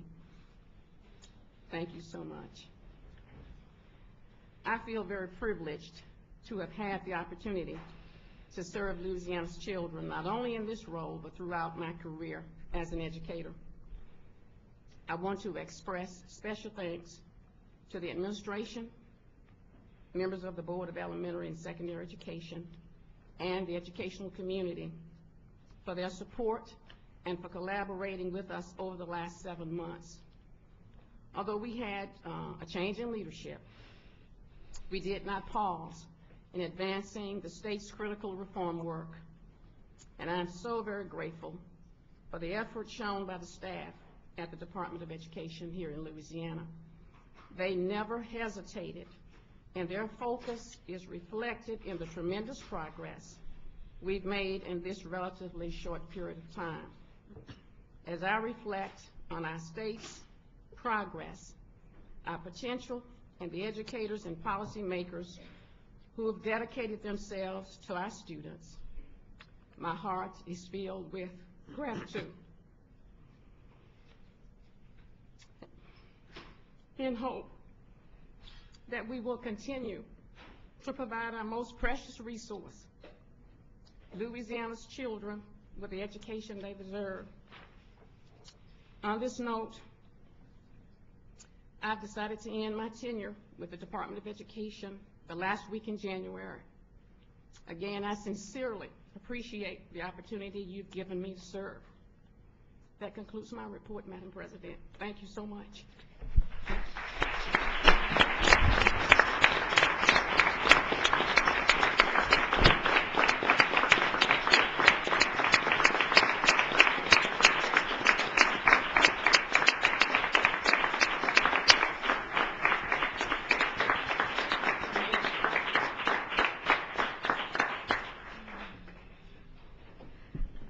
Ms. Tyler.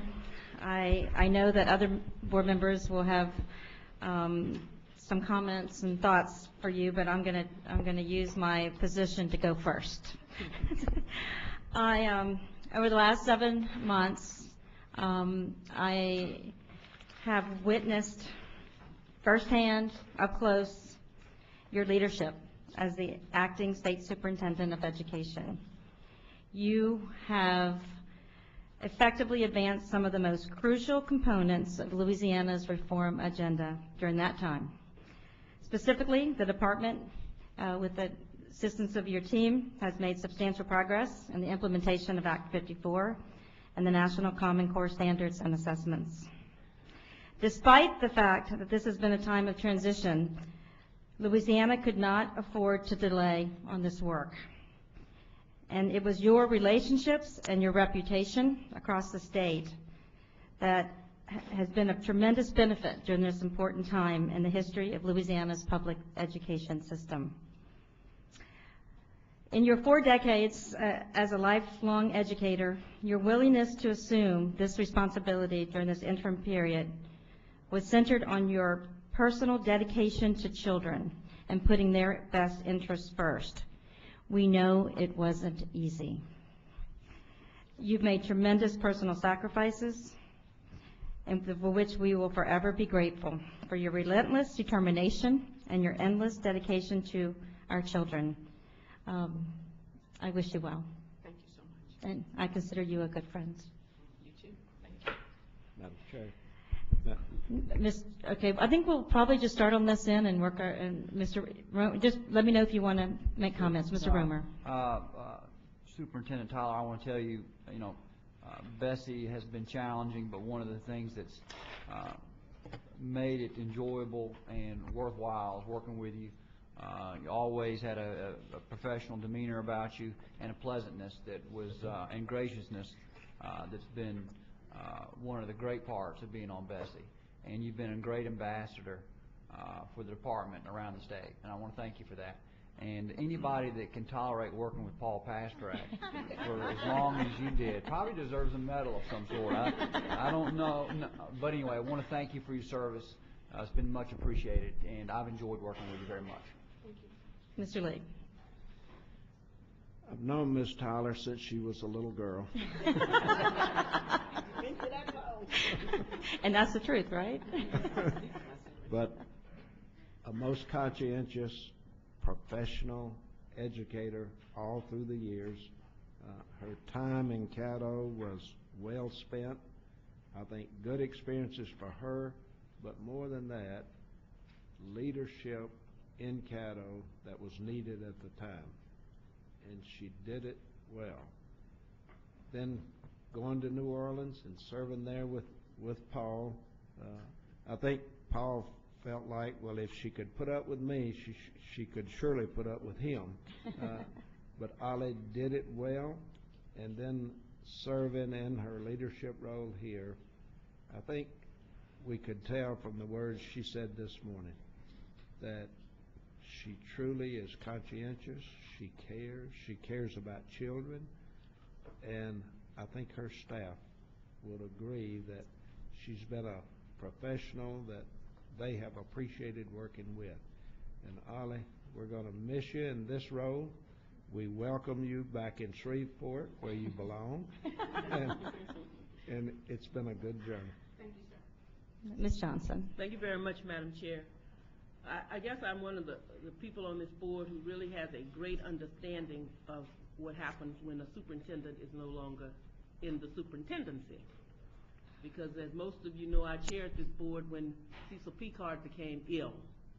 And Cecil sent for me and told me something that really stayed with me.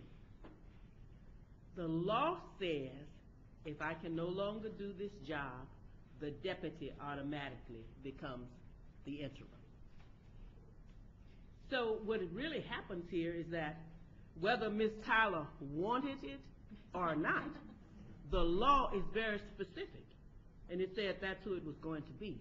It's a lot of responsibility to have thrust upon you because of the way the law is written. Had I been her, I would have said, been in this almost 40 years. I'll see you guys later. But she did not do that. She served, and this has not been easy.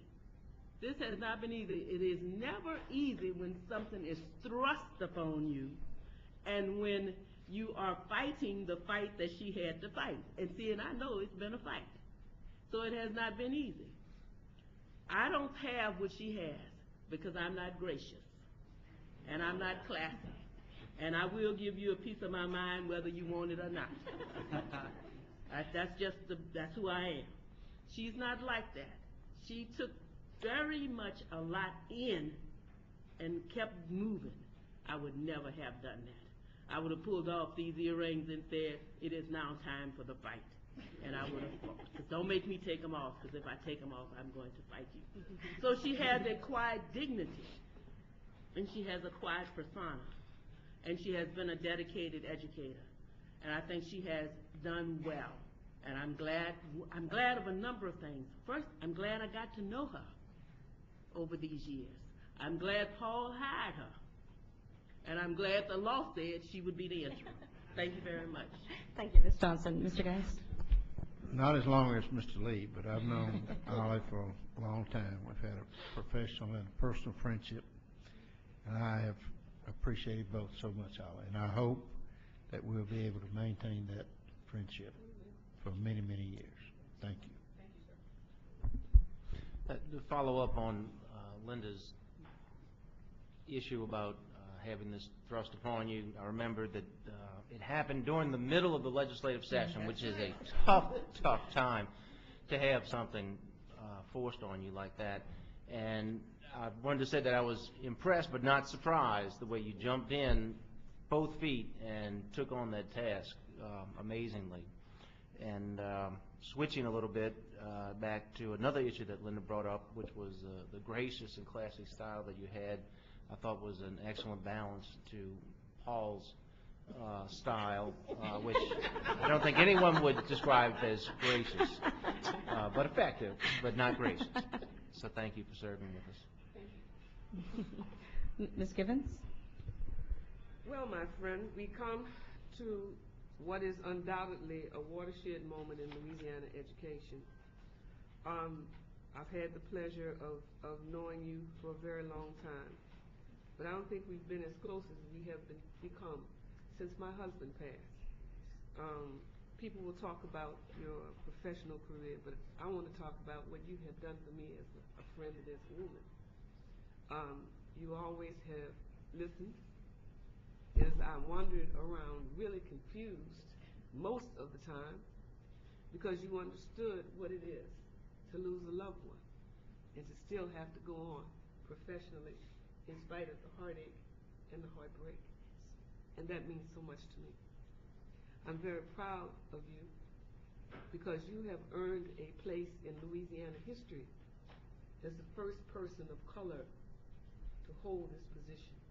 And that the word acting is still put in front of your title. Grates on my last nerve, but I'll bear it as you've bared it, and that's graciously, because you are the superintendent by operation of law, not the acting superintendent, maybe an interim, but you are the superintendent of the state of Louisiana, and you are the first black person in the entire history of this state that held that position, and you have borne that job because it's a cross, with graciousness, with dignity, and without complaint. And I'll always love you for that. I kind of look at it, we both get to take a vacation. Think of it as an escape to some tropical island where we will be in those chairs that you see in the Corona commercials, watching the sunset. Llewellyn and Ollie. God bless. Thank you. Ms. DK. Thank you, Madam Chairman. I first became aware of this outstanding educator when she was in Caddo Parish, and this board was considering making changes in the rules that we have to follow, that our districts have to follow, and that we have to follow in choosing a superintendent. It was a time of change, and it was happening in Orleans Parish, and Ollie left Caddo, where she was safe and loved, and moved down to Orleans Parish at, as you can imagine, a difficult time. And I'm pretty sure you were the first CAO in the state, and we did feel that because of your initiatives, you proved that that could work.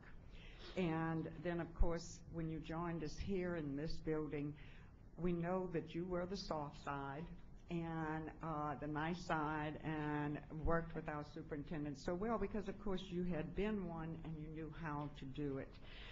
The words that have been used over and over today express your dignity and your grace. I'd like to add your tenacity. You could not have gone into that legislative session in the middle of a budget session where many of our projects and our programs were going to be cut. You worked tirelessly, more than many people in this room even know, and nothing was cut. You were there hours and hours and hours, and that was not really had ever been your role before. So we know that it was scary. It's always scary to go before the legislature, and especially when they aren't sure that they like you or your predecessor. So you did that, and we appreciate it. It's your service has always been for the children of Louisiana, and we love you and we appreciate you, and Godspeed. As a newcomer, your welcoming and your warmth were reassuring to me.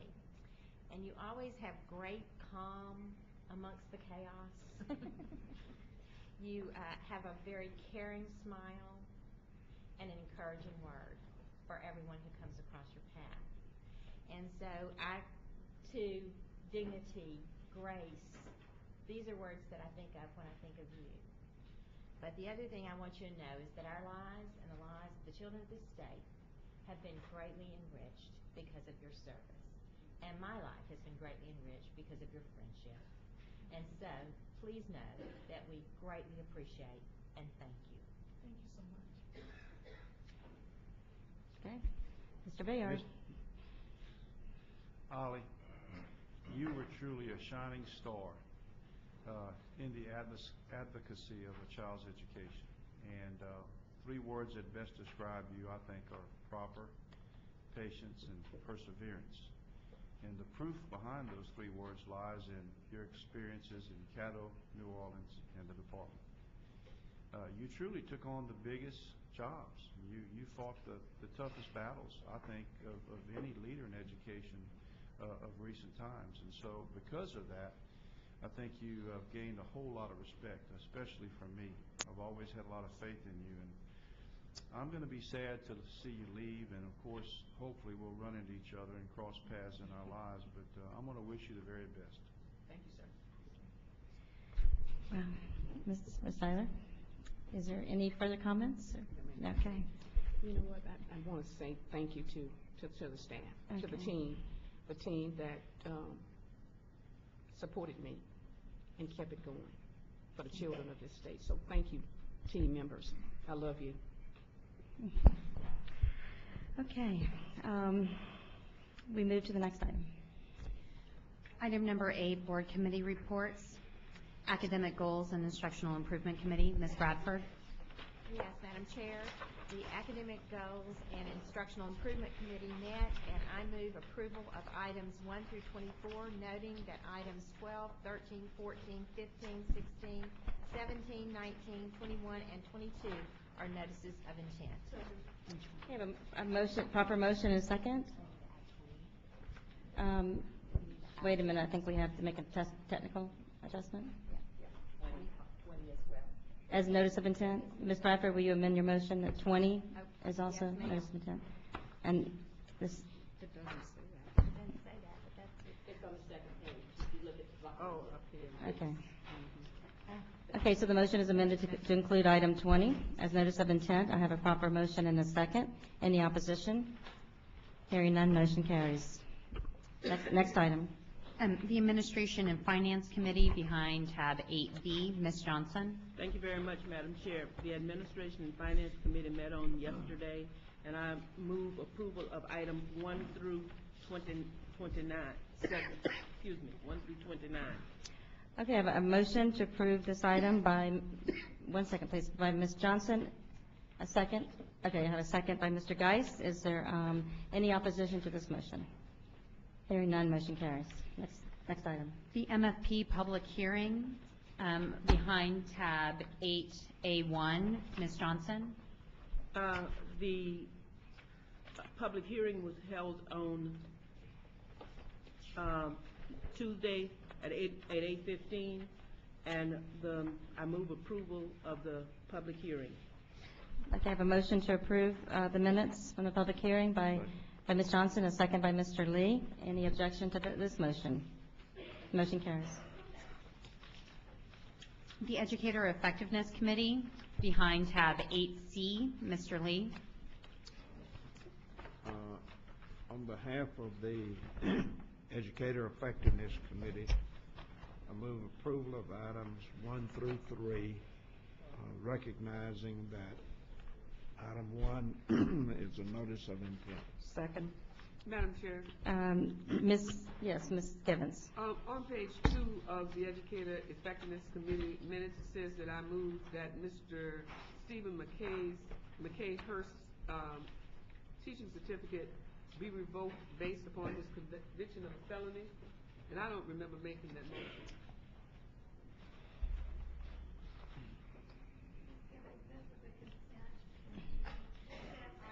And you approved that you moved to approve the consent agenda. And since it was a consent item, then you go as the maker of the motion. You go on the record. That may be a technicality that I'm going to have to oppose, and because I'm going to ask that my name, I don't want my name associated with that. This was the revocation for a sexual offender. It was not for the hearing request. Yes, ma'am. This was a mandatory, I mean, this is something really. All right, it's mandatory, fine. Yes, ma'am. So you're satisfied, Ms. Givens? Yes, I am. Okay, thank you. We have a motion. A second? Okay. So moved. School Innovation and Turnaround Committee behind tab 8D. Yes, on behalf of School Innovation Turnaround Committee, I move approval of items 1 through 28. However, we need to pull items 3 and 4 and 28 for read and further discussion. Second. Madam Chair. We have a motion and a second to approve this agenda item, noting that item 3 and 4 are reads. Yes. Okay. And I'm pulling item 28. And pulling item 28. Is there a second? Second. Second by Mr. Garvey. Now we go to the read items. And Ms. Givens, at some point during the read, if you'd like to pull. Okay. Do you have, so anyone opposed to that motion? Hearing none, motion carries. Now we go to the read item. Item 3 on motion of Ms. Johnson, seconded by Mr. Garvey. The School Innovation and Turnaround Committee deferred until the board meeting on Wednesday, December 7th, 2011. Consideration of granting Milestone Sabas Academy, operated by Innovators in Milestone, Inc., a 5-year charter school contract extension, and a report from the LDE regarding when rules promulgated by BESE pertaining to the extension of charter school contracts have taken effect. Thank you. Mr. Garvey? I'd like to let Ms. Johnson address this issue. Ms. Johnson. My understanding is that the Department of Education is bringing us some information, because what I'm reading here is not exactly what we asked for. What we asked for was if there were no dropouts in 2007, 8, 9, and 10, and if that had been taken into consideration back when they originally came to us, what would we have done? Thank you, Ms. Johnson. I think Dr. Norton is at the table. Yes, ma'am. Ms. Johnson, we did research that a little bit. I worked with Aaron and Raphael and our staff. So what I said yesterday wasn't 100% correct, but I can clear that up. The 2011 SPS that was originally calculated was 70 point something, a little bit short of 80. They had a situation with one student who was recorded as a dropout. They found evidence that the student was not a dropout, and then we gave them a recalculated baseline SPS for 2011 of 80.3. So we said that correctly. What we didn't talk about yesterday, I didn't understand what you were asking, but we've researched it. They then later said in the earlier years there were some other dropouts that weren't cleaned up. So we have looked at their score.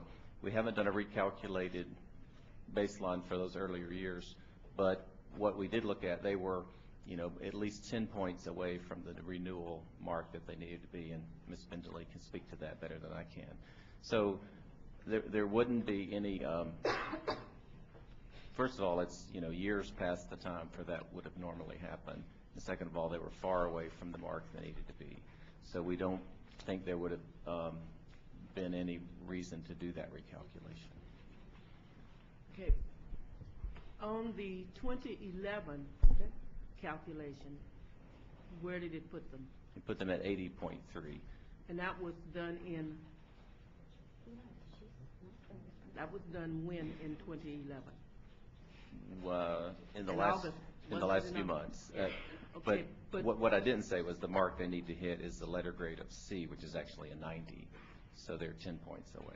That's with the new rule that we promulgated. But back what we're trying to get to is, and I understand what you're saying about time, but if my understanding that if the department charged them with dropout in 07, 08, 09, and 010, and there were none, then that's a departmental error in charging them. Now, what you're telling me, even if they took the dropout language away, they would not have reached back then.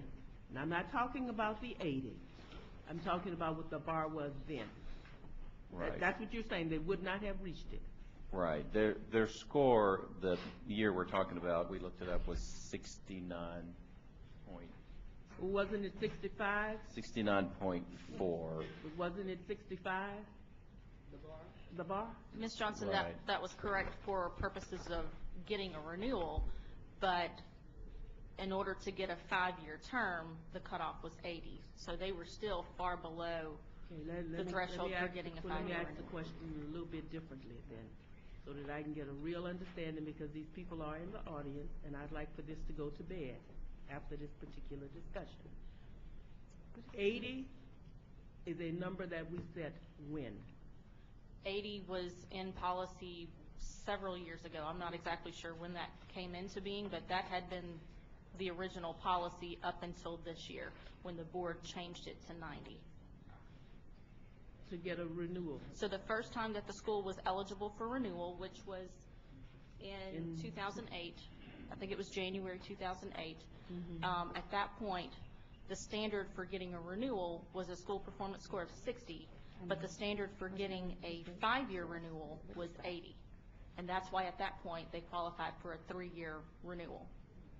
And that same standard was in place when they were eligible for renewal this past January. 80 was still the cut score. And they did not have an 80 at that time, which is why they received a 3-year renewal once again. And they didn't have an 80 even if you took into consideration that they were being deemed for dropouts at that time? Correct, because in January the policy says that the data that we use is the previous year's school performance score. Right. Madam President? Well, let me let Ms. Johnson finish, and I will, yeah. I think the persons from that school are in the audience, and so what I would like either for you all to get together or for them to tell us how they have come up with a different number. Ms. Johnson, I have a public comment card, and since you're speaking to this item, I was going to let you make the decision whether you wanted that person to come to the table. This needs to be clearly defined for people so that we're not sitting here. I don't know if you all realize this or not, but this is the 3rd meeting we've had this discussion. Okay. It's the 3rd time. So we ought to get it right and get it straight and then be done with it. Okay, thank you, Ms. Johnson. Ms. Gibbons, and then I would like one person who represents the school who can best present the information to come to the table. I have either Catherine Boozer or Naida Wilson. Just one of you come. And then Ms. Gibbons. I I'm looking for a legal opinion. Where is Joan Hunt? My concern is that we have charter schools all over the state who sign agreements under a particular set of parameters that are enforced at the time of the charter. Yet it seems as though that we are changing the requirements for those charters whenever we make new rules. And so I want to know, how does the law control in these circumstances? Because it is my understanding that when you sign a contract, that you are bound by the laws that are in place at the time of the contract unless changes in the law say that the law is to be retroactively applied. And what I'm getting at is that if this group or any other group signs a contract with the department to provide charter services, and there's one set of criteria for performance at the time, how do we then change the standards without having acknowledged the fact in the contract these changes in standards will cause them to have to reach differing levels of achievement, which may have proved onerous to them at the signing of the contract? So if Ms. Boozer came, in fact, under one set of circumstances and requirements at the time she signed her contract, how then do you justify without notification in the law that these changes are to be applied retroactively to all people similarly situated?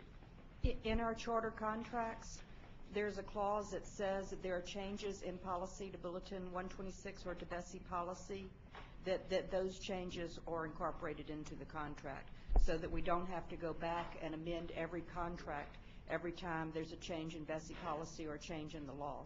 So they're trained and they are aware of that that's something that can happen in their, that what set of laws or rules may be in effect at the time the contract is signed are still subject to changes in BESE policy and changes in the law. And is it clearly enumerated, enunciated that changes in achievement levels also apply as well as any other rules and regulations that change over the tenure of the contract? Then what do you do to notify the schools that these changes have been made and that they are affected by those changes as it regards achievement in the schools?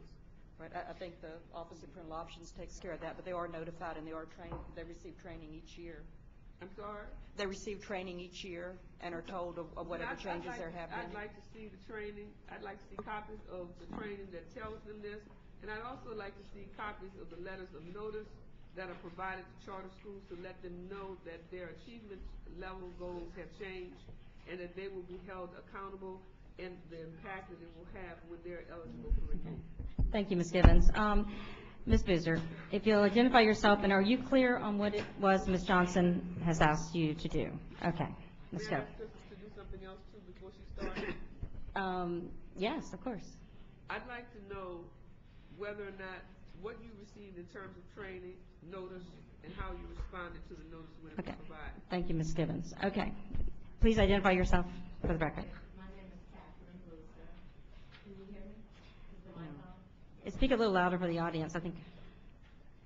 My name is Catherine Use the outside voice. Use my outside voice? Yes, ma'am. You're on the playground. Oh, wow. Thank you. Okay. Hi, my name is Catherine Boozer. I am the director of Milestone Service Academy of New Orleans. First, I want to say good morning, and I'd like to thank BESE members for allowing me this opportunity to speak on behalf of Milestone and the 403 students we proudly serve.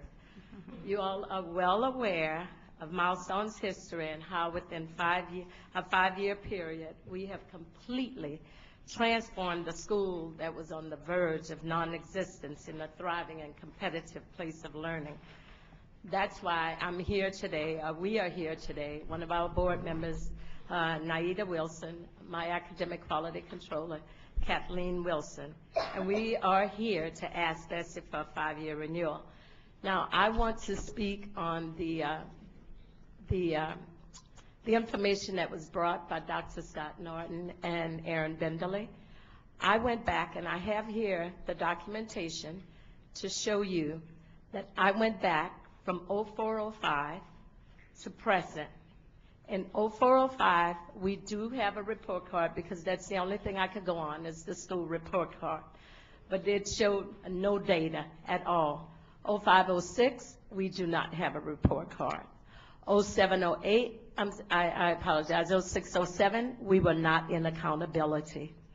0708, we enter accountability with dropouts.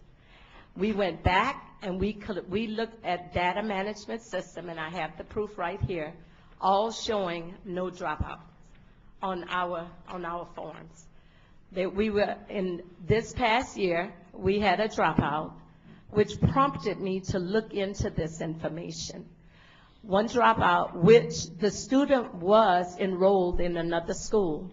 When an appeal form came, which was the first time I was sent an appeal form, it was, I contacted Erin, and I did tell her we had a dropout, and she said to me, don't worry about the appeal form, we will take care of it. So we had someone, Dr. Norton had someone look into it, Ms. Thelma Bibbs, and she did and found the student, we should not have been hit with the dropout. And that prompted me to go back and look at other years. And the other years up to January of 2011, the 4 points milestone was hit with the dropout would have put us at 80.3, if not more, at the time of our renewal. So I am here today, and I have all the documentation showing, and this is what I have, the data management system, cleanup data, or no data showing that we have dropout, and the report cards where we are showing dropout. That's the information I have. Okay. And that's what I can go by. And because of that, again, our school continued to show improvement based on school performance, given the fact that this school was on the verge of non-existence. Number two, we believe our scores have been erroneously calculated based on inclusion of dropouts. And number three, had our scores been properly calculated, we would have had a performance score of 80 at the time of renewal, which would have automatically granted us a 5-year renewal. Okay. So I'm asking you, BESE, to please approve us a 5-year renewal. Okay, thank you, Ms. Fisher. Did you address Ms. Gibbons' question as far as information No, I and did not changes in address policy? Ms. Gibbons' question, and to my knowledge, in everything I get from the Office of Parental Options come through email. And from my knowledge, I did not receive an email about training of any changes that were taking place. As a matter of fact, the new bulletin, the changes of the rules in Bulletin 126, I was made very much aware of it in October when I went to Ms. Benderly about our school performance score of 80. And because when we came in January, I asked the question, if we reach 80 at the end of the school year, would we get a 5-year renewal? And then that's when she went back and researched and said BESE had changed the bulletin, which it was changed in April of 2011. Okay, thank you. Ms. Johnson, do you have a motion? Yes. I'm going to make a motion that we extend the charter for 5 years. Okay. I'll second. There's a motion and a second to extend the charter. And let me speak to the motion. Yes, ma'am. I'm going to make the motion, and I'm not giving Milestone, I'm not trying to give Milestone a pass on this. What I'm asking you all to do, if there is something, if it is confusing how this data are calculated, I would think that you all would want to get together and work out the confusion. So basically what I'm saying is that I would like to move that they have the extension, and I'd like to move it based on y'all reaching an agreement on what the answer is, because sitting here, we don't know what the answer is. Well, because they've been in existence, and this is the group that I sat with Mr. Patain, who was here yesterday when we wanted to pull the charter. The Department of Education did not have the data at that time. I called a special meeting. Okay, Ms. Johnson, I think you've spoken to your motion. Anyone else want to speak to this motion before we vote? I have a question. Oh, excuse me. I'm sorry? I'm going to let Ms. Bentley, I'm going to let you speak and sort of close, but you might hear some other concerns, so I'm going to go ahead and allow board members to speak. We'll start with Mr. Romer, Mr. Garvey. I'm not for or against the extension. there seems to be a disagreement on the data. And so I don't think the extension until the data is reconciled, and perhaps it is reconciled, which there maybe is a disagreement, an extension's not in order yet. I'd like to hear the department's rebuttal, for lack of a better word, to what was just presented Okay. as the fact. Okay. And Mr. Garvey? Yes, I wanted to ask Ms. Johnson if her motion is to approve a 5-year extension contingent upon the department determining that Ms. Boozer's calculations are correct? That's what it is. That's So that would address Mr. Romer's concerns, Okay. I believe. Okay. Anyone else? Ms. Gibbons? My comment and question was, how can these people be looking at numbers and come to a disagreement? So I guess, in effect, I'm asking them to maybe step outside, look at each other's numbers, and then come back and say, well, this is what she's looking at, or this is what we're looking at, because you're right. We don't have a resolution of why the department says it's not, but Ms. Boozer says it is. She's got data that supports her position. They've got data. Are they looking at the same numbers? Okay, let's start with Aaron. Okay, I think you made your point. Ms. Bentley? I think part of the source of confusion is which year we're talking about. Milestone Sabas was eligible for a renewal in January of this year, and at that point, the latest scores that we had were the school performance scores from 09-10, and their score in that year was 76.3. At that time, the standard for receiving a 5-year renewal was a school performance score of 80. So the standard was 80, their score was 76.3. Better finish. What Ms. Boozer just described in the dropout issue, that was a situation that affected their score from this year. And as soon as we learned of that, we did inform Ms. Boozer that an appeal form was not needed because we knew that we could rectify that very quickly. We agreed that that one student did warrant a recalculation, and we very quickly rectified that, and that resulted in their 10-11 score going from 79.3 to 80.3. But that was this year. That was after the renewal had been decided in January and after the new standard had put in place by the board. So we have to remember that at the time the school was eligible for renewal, the standard was 80 for a 5-year extension, and their score from last year, which we used for every charter school's extension and renewal decisions, and that was in accordance with the policy, the latest we had at that time was 09-10, and at that point they were about 4 points away from getting a 5-year renewal.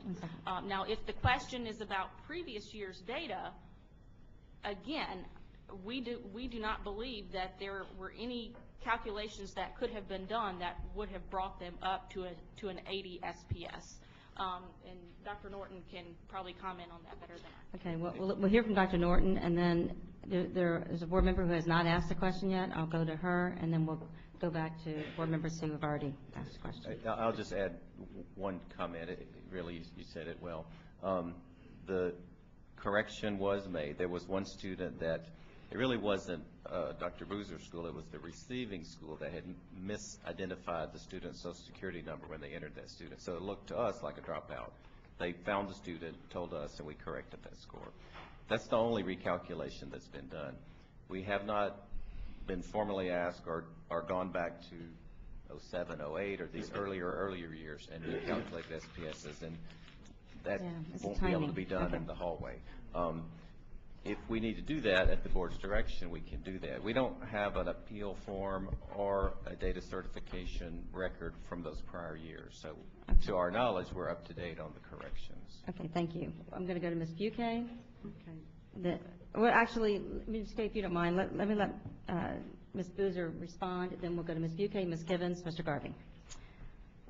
Okay, Madam President, that's correct what Ms. Bindley said. I think we're getting close. For this year, I sent several correspondence to Ms. Bindley and Dr. Norton asking them to look at previous years, because if we were hit with a dropout this past year, that one student not only affected us this year, but it affected us a previous year. So ask them to go back and look to see. And that's why I brought the data here, showing that even in the previous years, we did not have a dropout according to data management. And so, but we were hit with dropouts according to our report card. Okay. And that's the only data I have to go on. Thank you. Thank you. Ms. Buquet, are you ready? No, just a moment. Okay. It occurs to me that, we're sitting here trying to decide between she said, he said, she said. I'm not sure exactly whose responsibility it is to keep up with the bulletins, but I think it is the schools, and we do try to, from the department, send out information, but in the bottom line, I think it is the school's responsibility to keep up, and it's very difficult because we have changes. So in order to resolve this and not get into who said what, I wondered if there is another way we could solve this, perhaps a 3-year. What's the criteria for 3-year instead of 5-year? Is there such a thing as a probationary 3-year renewal that we could agree to? Then, because we're not going to really get anywhere today going back and forth like this.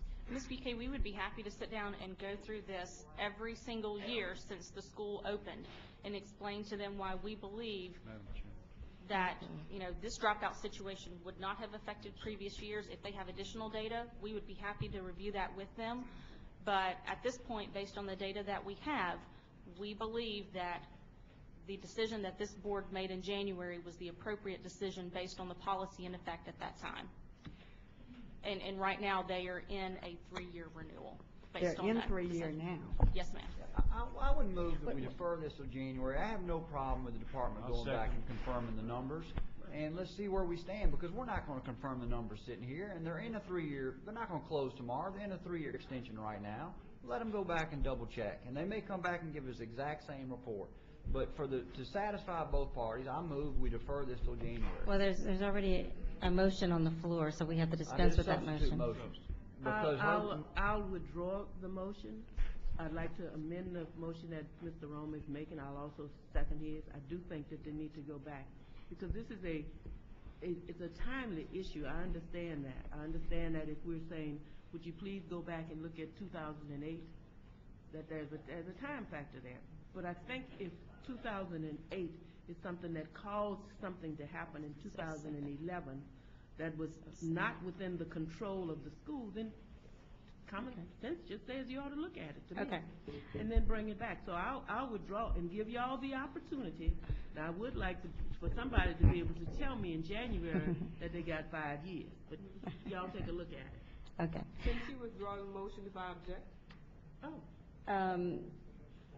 It was my motion. It's still on the table. I seconded the motion. Yes, ma'am. Do you agree with withdrawal of the motion? Would you like the board to act on it? Of the motion, because it's my belief that it's not I made a clear. substitute motion. It doesn't matter if she withdraws it or not. I made a substitute motion. Okay.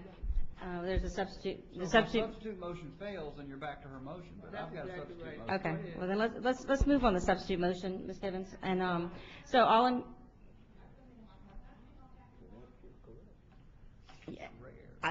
This is a board meeting. We had a committee meeting yesterday. We had public comment that Ms. Boozer is representing the school. We're not going to get, the board meeting is not the time to have, it's the chair's decision. My decision is Ms. Boozer is the appropriate and can represent the position of the school and the board.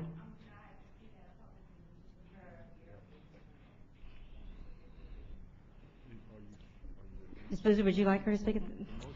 She's the board, so, I work for the board.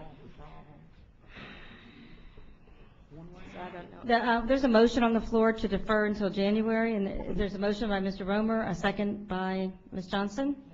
All in favor of that motion, say aye. Aye. Any opposed? Ms. Gibbons is opposed. Motion carries.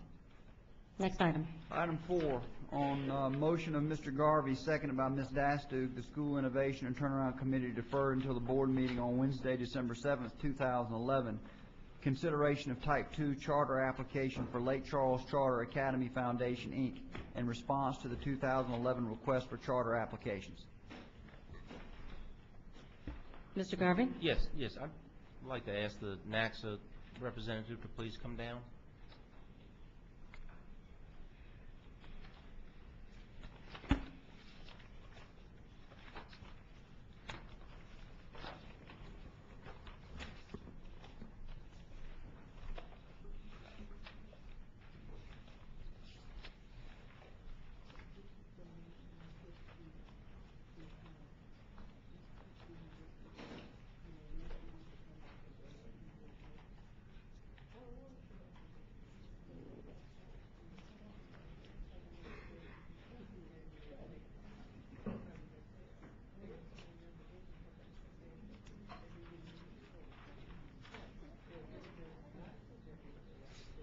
Yes, sir.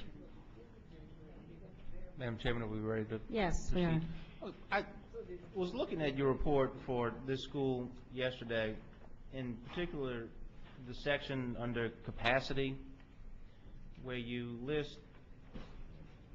state that one of the concerns is that this charter management organization has not shown, in your mind, sufficient progress in schools that address the type of low-income students that they will be addressing in Louisiana. Does that sound familiar? It sounds familiar.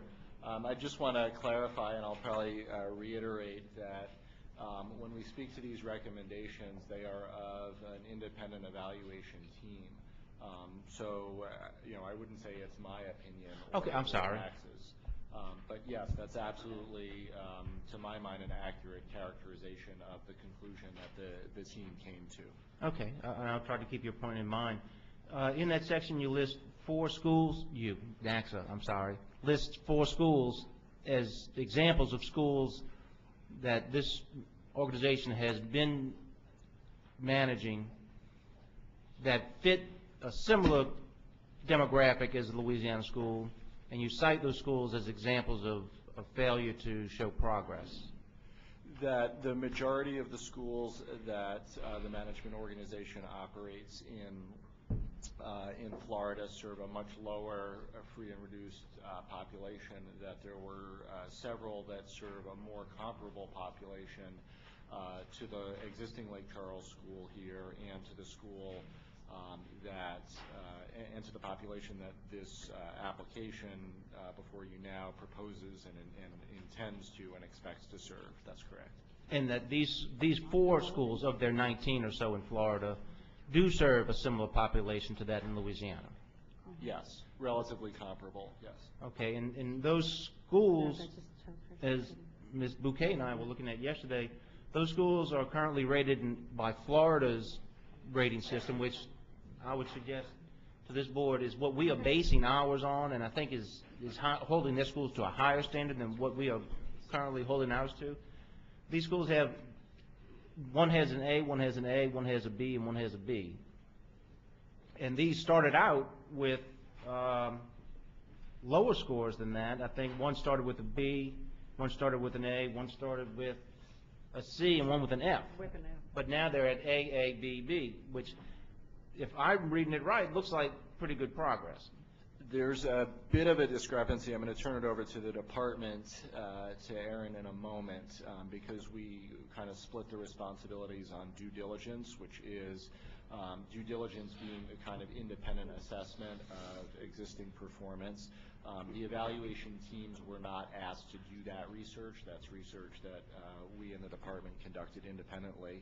So I'm going to turn it over to them in a moment, but I'll preface it by saying there's a little bit of a discrepancy between the state accountability system and grading system there and the accountability under adequate yearly progress, the federal accountability. Yes, sir. Where none of these schools has made adequate yearly progress, by contrast to a number of the other schools that Charters USA operates. But before we move on, since you brought that issue up, my understanding is that the school pointed out yesterday that each state sets their own criteria for adequate yearly progress, and that Florida has set theirs so high that only 26% of their schools are in that range hits the adequate yearly progress.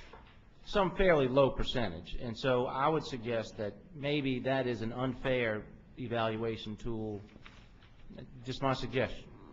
And Mr. Garvey, we did go back and pull some additional information as the board requested yesterday on these 4 schools that we believe are most similar in demographics as the school that is currently being operated by this organization, as well as the one that they have proposed to open, which we believe would likely serve a similar population. We're distributing that to you right now, and we've also given a copy of this information to Charter Schools USA, to the applicants for their review as well. We pulled all of this information directly from the Florida Department of Education, and what you'll see here is a summary of those 4 schools. We have the percentage of free and reduced lunch students as compared to the district in which these schools are located, and as well as the state. And what you'll see there is that these 4 schools are definitely serving a much higher concentration of at-risk students than the districts in which they are located. So they definitely have a more challenged situation in these schools. The next column is the letter grade that is assigned to them by the Florida Department of Education using their state accountability system. To put that in context, the letter grading system there is different than what we have adopted here in Louisiana. 50% of the score or the letter grade is based on what we call status, the absolute test scores. And it is true that of these 4 schools, they all are A's and B's. But if you look just above the chart, this is a summary of all Florida public schools. You'll see that 76% of all schools in Florida are A's and B's. So just to put that into context. The next columns that you'll see are what we would call, basic and above, basically our equivalent of basic and above. Those students that are scoring at the proficiency level. And what you'll see in red are the test scores in each of the 4 main subjects in which the school's scores were lower than the district's. And then finally, the last 2 columns are a summary of AYP. It is, we were able to confirm that these 4 schools did not meet AYP. However, as Mr. Garvey pointed out, under the Florida accountability system and how they have chose to define AYP, for the 10-11 school year, only 10% of schools in Florida met AYP. So we can see that the results there. 10% of them, is that what you said? Yes, ma'am. Yes, ma'am. So, we believe that the results still are mixed. We understand that these are challenged schools with a very high at-risk population. We don't think that they are performing badly, but at the same time, one could argue that, performance could have been better.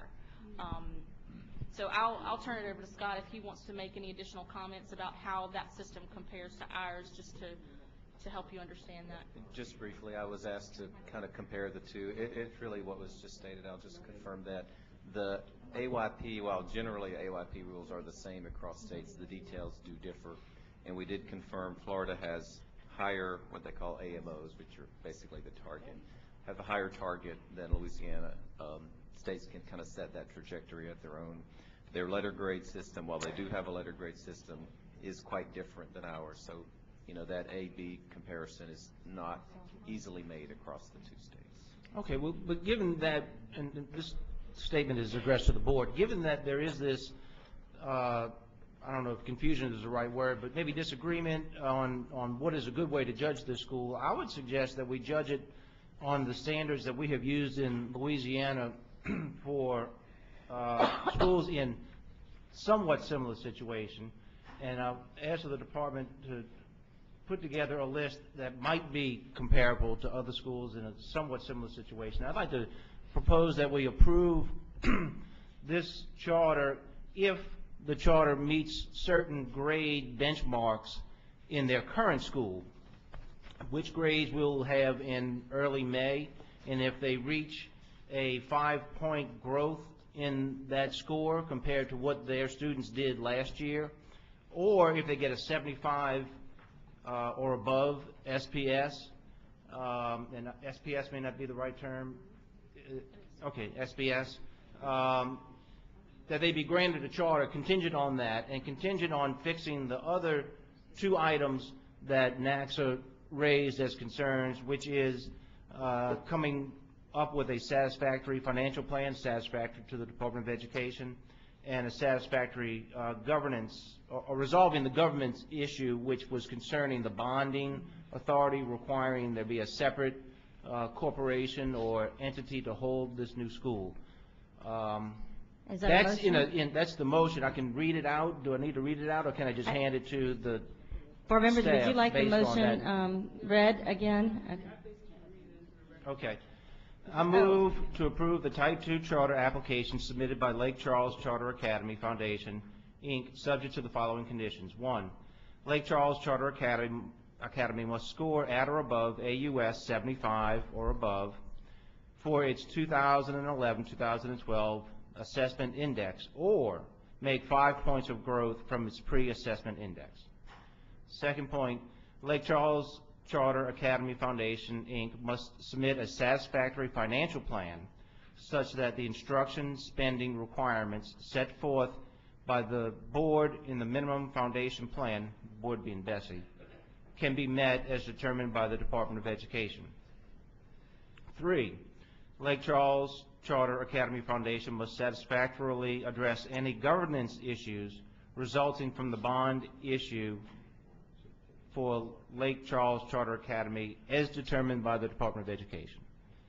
And 4 is I think a technicality. The opening of the school is contingent upon the completion of a pre-opening checklist and execution of the charter contract no later than 60 days prior to the beginning of the school year in which the school opens.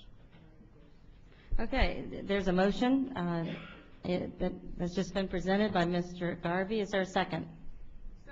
Second by Ms. Givens. Any discussion on the motion? Ms. Johnson? I have a couple of questions. Okay. I want to make sure that I understand what we're doing here. Linda, would you get closer? I want to make sure I understand what we're doing. We're going to grant the charter contingent for 2012. Is this for 2012?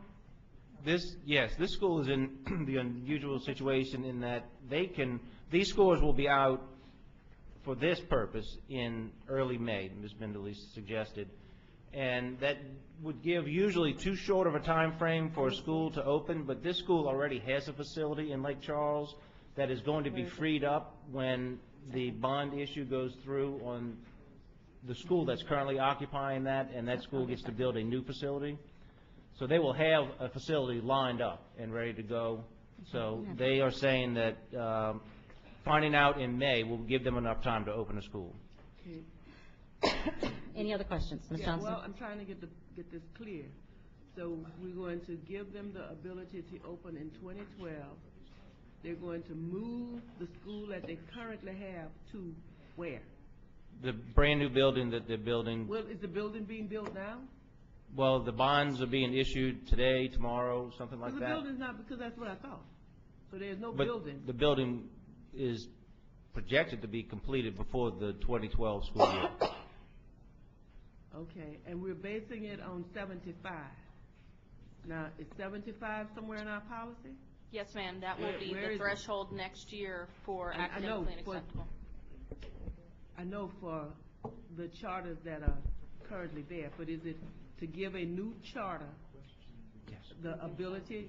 We haven't said anything about this that I'm aware of. We didn't say it for any of the other charters, new schools, that you had to have, if you had a, did we? Did we say that about the one that we did yesterday? Renew and some of the other people?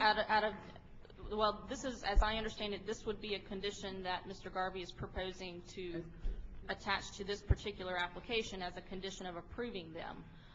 Every other charter school, whether they are already in operation or whether the board chooses to approve the new ones today, next year, as with all other public schools, they will be expected to meet a school performance score of 75 or above in order to be considered academically acceptable. No, I guess what I'm trying to understand, Erin, is something real simple, and maybe, I'm the only one who feels like this. Are we setting a precedent for this particular school by saying 75, and we have already awarded charters to people who are in existence and didn't put a number on it? As I understand Mr. Garvey's motion, this is the condition that he's proposing to place on this school because of the concerns expressed by the evaluation Ms. Johnson, panel. can I address Yeah, the issue? please. I don't think that there is any other school that is applying in the near future, or has applied in the recent past, that has 19 schools in Florida already in existence that have what appear to me to be good track records, but some people question that track record. So I'd say that this is an unusual circumstance. Okay. Madam Chairman, if I can enter the fray. I also think that part of the reason that Mr. Garvey wanted that, Linda, is because yesterday it was stated that we should wait until the other school, the first school that this group is operating, proves itself before we let them open a second school. I think that's the true And since then, I found out that they could find that out and yet still open in 2012. I think that's excellent. I really have no problem with that. What I'm trying to make sure is that if we're going to give it to schools who we approved yesterday who did not have that, because I think, as I recall, somebody had a 60-something who was getting a new charter. Do we want to attach 75 to all of them? Well, we might in the future. Okay. But what we did yesterday is in the past. And okay. All right. Madam Chair. Ms. Johnson, are you finished? Ms. Buquet, are you finished your comments? Not really. No, okay, then let Ms. Buquet. Ms. Buquet has the floor. Everybody, you'll get your chance. The other thing I wanted to point out, Jim. Board members, please listen to Ms. The other Buquet. thing I wanted to point out was this. We didn't have this sheet yesterday as you and I were looking at it. Yes, ma'am. And I assume that what's in red is what you're saying is below the district average or the state average? The district average in which the school is located. So that, and yet they could make an A, being that much below? That's correct. And the district averages are directly above the two schools. So for each one, we have, it says District Broward and then District Dade right underneath the blue lines. That's the actual district in which those schools are located, and those are the scores of that district overall in those categories, including their free and reduced lunch percentages. Well, I think that when Mr. Garvey and I were looking at it, without looking at that and just looking at A's and B's, it certainly didn't make much sense. But if they're giving A's and B's that are below the average, I think that Mr. Garvey's stipulation about the 75 gets even more weight. I have a question. Okay, Mr. Bayard and then Ms. Givens. Yes, my question is maybe for Dr. Norton. How long does a school have to be in existence before they are chosen to be given NAEP tests? I'm sorry, I didn't hear the very end of your question. How long do schools have to be in existence before they're chosen to be given a NAEP test? Mr. Bayard, is this germane to this item? Yeah, okay. because you know, if you've got incompatibility in some areas of evaluation, A or B, a NAEP test wouldn't be a bad way to look at it. It could be any time after they're open, but just to let you know, we don't select those schools. They're selected I know by that. the I know, agency. but it wouldn't be a bad idea if some charters that we're concerned about effectiveness in their instruction, if we had NAEP scores. Yeah, the other thing I'll mention, and it's not widely understood about the NAEP testing, there aren't any individual school scores, so there only are state level scores. Right? Pardon? There are no individual school scores for NAEP. They're only state level. That's right. So we have no way of. That's right. Right. Thank you, Mr. Bayard. Ms. Givens. Madam President, I'm looking at the materials from yesterday because I do believe that we had other schools that have similar circumstances in that they are being given the ability to charter additional schools while their SPS scores at their present schools are in the 60s. And I'm just wondering, what kind of precedent are we setting? Because you have said before that you will not go against the recommendation of NACSA, and the department. But here you are. Who are you referring to as here you? We are. Oh, okay. Because there has not been a vote taken, Ms. Givens. There is a motion on the floor. There's a motion on the floor Okay. that does just that. Thank you, Ms. Givens. Mr. Romer. I would also point out there is a difference in the applicants as well. And this is a Type 2 charter, and those are Type 5 charters. Type 5 charters are turnarounds from failing schools, type 2s are starting from fresh. So the criteria is different.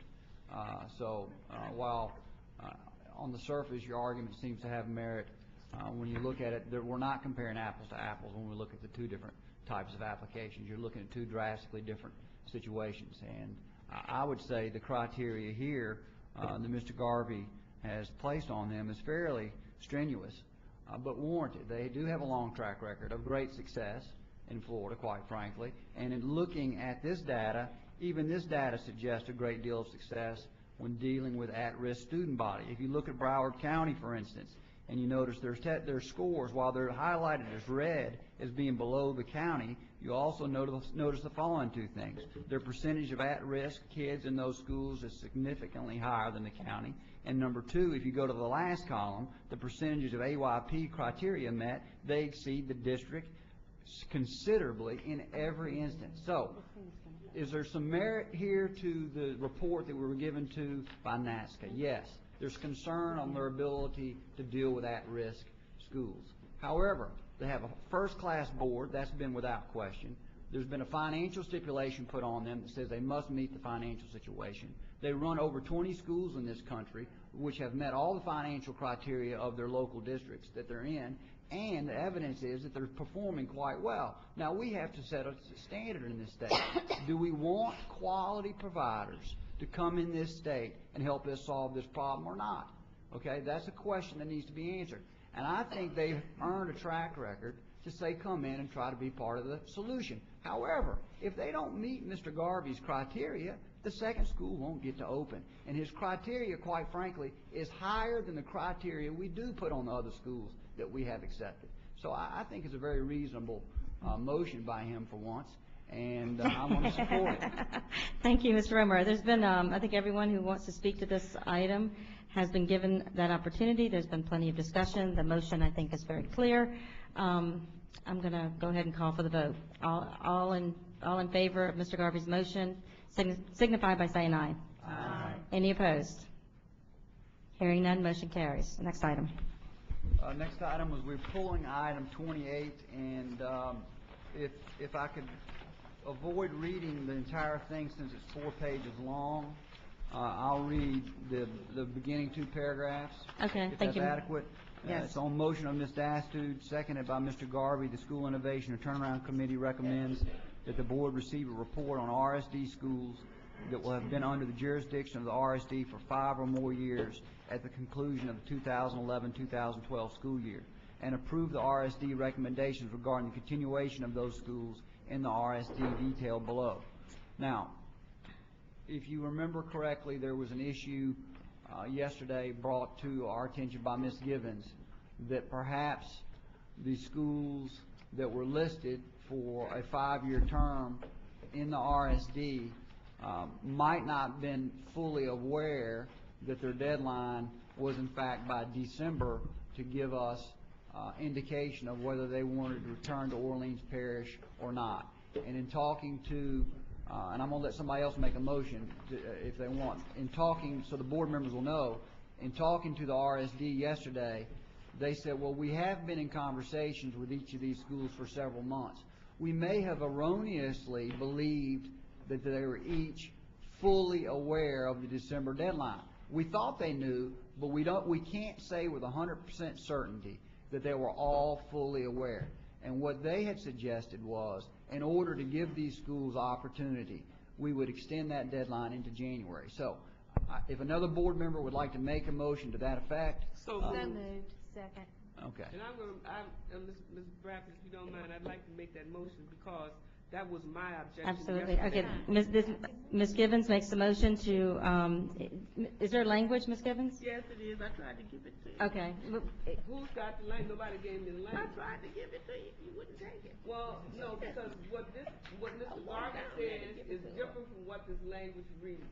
Because the language says that no later than January 11th, and I believe the people that I spoke to were told that they would be given until the end of January. Now, which is it? I'm sorry. January 11th is the correct date. That's because we have a board meeting. Right. That's when we have a board meeting. Two of the people I spoke to yesterday understand, and that's why I objected to making this motion. Well then, as written. Now, if you're going to give them notice that they have until January 11th, I want to clear that up because they don't think that that's their deadline. They said the end of January. Patrick, because that's who they said they spoke to.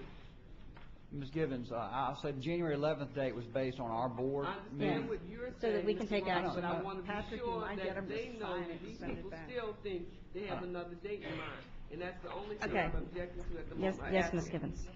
Madam Chair, committee Mr. members, Dobar. Well, nice board to members, see you. good- Nice to see you, Patrick Dobar, Recovery School District. Ms. Givens, I believe I know the two parties that you're talking about, and I personally talked to them, but I will verify and make certain via email and copy you on it. Yes. It is January 11th. Thank you, that's all I'm asking. Would you please make the motion, Ms. Givens? I'll make the motion. Thank The you. motion reads that the board recommends that the following schools be allowed to notify BESE no later than the 11th of January 2012 of their intention to return to their local education agency. Such notifications will be considered by the board in January of 2012. Thank you, Ms. Givens. you. That's an Thank you. amendment, that's an amendment to the original motion. Is there a second? Second. Surely there's a second. Ms. Johnson, any objection to the motion? Ms. Bradford, pick one. Any objection to the motion? Hearing none, motion carries. Thank you. That concludes School Improvement and Turnaround Committee. Thank you, Mr. Romer. This took almost as long as yesterday. Next item. 40 hours, man. Oh, okay. We're taking a quick break. Item number 9, Board Advisory Council reports. The recommendation is to receive the minutes and approve the tentative agenda for the Motion by Ms. Givens, second by Ms. Johnson to receive and approve. Any objection? So called. Item number 10, Board Advisory Council appointments. We have no appointments at this time. Next item. Just to get that out there. Item number 11, to receive the resolution from Lafayette Parish School Board regarding early childhood education for all students. Okay. Yes. We approved the agenda. It was part of your motion. Is there a motion to receive the resolution? By Ms. Bradford. A second? By Ms. Johnson? Yeah, and Thank I'd like you. to just make a comment on this. Okay, I have a motion and a second. Ms. Johnson. This is an excellent resolution. It's an early childhood, and I think everybody knows how I feel about early childhood education. And the Lafayette Parish School Board is going to identify all of the at-risk children and put them in a program. Hallelujah. Thank you, Jesus. Thank you, Ms. Johnson. Any objection to the motion? Hearing none, motion carries. Next item. Item number 12, consideration of allowing Glennie Lee Bouquet You've got cards out there, staff to continue to serve as co-chair of the Blue Ribbon Commission for Educational Excellence until June 30th, 2012. You can come up. 2 minutes. You do understand this is receiving a resolution. There's no board action on this? Ma'am? Okay. Please identify yourself and you have 2 minutes.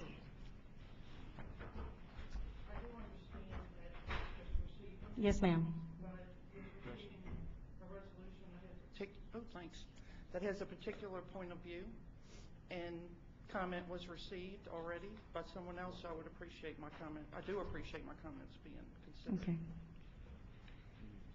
Sorry, I didn't think I was going to get to speak. I'm just full of surprises. We come here today to pose the question. I'm Angela Aliff, by the way, with the People LLC. We come here today to pose the question, why would the Lafayette School Board petition the state to legislate funding which will provide universal pre-K for all of our children? We ask this question because this very same school board had the opportunity to place universal pre-K for its own constituents on the October ballot, yet voted against doing so. Ultimately, the board did vote to place a measure on the ballot which would have funded the facilities necessary to house a universal pre-K program in their parish. The Lafayette citizens, however, rejected such a measure by 69% of the vote. Why then would a school board implore our state to institute a measure for which they received virtually no support from those who elected them to office? The answer appears to lie with the United Way. The United Way enjoys a strong partnership with the AFL-CIO. While there has been no mention of such collaboration on the Louisiana sites for the United Way, other states have been bold in their acknowledgement of this union. The strength and importance of this partnership can be seen in the following statement, which can be found on the United Way's national webpage. Since 1946, the American Federation of Labor and Congress of Industrial Organizations and United Way Worldwide, formerly United Way of America, have enjoyed a cooperative relationship through which they and state and local United Ways provide services to members of organized labor, their families, and their communities. Organized labor is also part of the decision-making process at United Way Worldwide, with AFL-CIO representatives serving on the Board of Trustees. United Way and organized labor work together to recruit, train, and help place members of organized labor on the decision-making bodies of health and human service organizations. This is done at the national, state, and local levels. This has certainly been the case in Louisiana and in Lafayette. The United Way of Acadiana has been a major funder of Early Head Start and a leader in the Lafayette Parish Public Education Stakeholders Council, which is focused on securing early childhood education funding. At the state level, the United Way has been awarded a $1.5 million contract through DCFS to oversee the 211 Information and Referral Service, which in part serves to provide support for children, youth, and families as the information and referral agent in regard to children and family services for the entire state. Does this, pardon me. You have one more minute.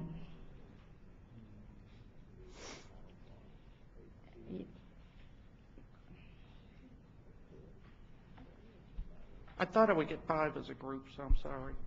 Does this? I think you will have 5. Does this 50-plus year marriage of the AFL-CIO and United Way warrant closer scrutiny? We believe so. The AFL-CIO's interest in unionizing the child care workforce within our state through SEIU was well documented within H.R. 82 this past session, and very evident in the current battles that are being waged in Minnesota and other states. If through agents of its partner organizations such as United Way, NACI, and NACRA, the AFL-CIO has embedded itself within our state government for the purpose of directing early childhood education policy and with the intent of creating a public union of child care workers, then the taxes we have paid are being used to administrate away Louisiana's right to work status, parental rights, and family autonomy. We further contend that those within our departments, boards, and commissions who have been leaders in this mission are deserving of the same scrutiny. As a result, our state's coordinated care system itself must now be evaluated. In 2011 alone, the early childhood system integration budget totaled $1.5 billion. What this illustrates is that our tax-paying citizens have been paying dearly for a system which was created by our elected officials who have enacted measures on which they have been advised would certainly be valuable and beneficial to children. This direction and political pressure on which our office holders have been left to depend and to which they have been forced to relent must therefore also receive our scrutiny. After all, Louisiana has for a decade now been ranked 49th in its quality of caring for its children. And in spite of the $1.5 billion which taxpayers have paid into a system which was supposed to improve the statistic, and in spite of our state making all of the recommended changes to our child care system that the advisors have suggested. 10 more seconds, please wrap it up. I'll need a few more than that. Our state's ranking has recently been announced to still be 49th. Thank you very much. This is my closing. Okay.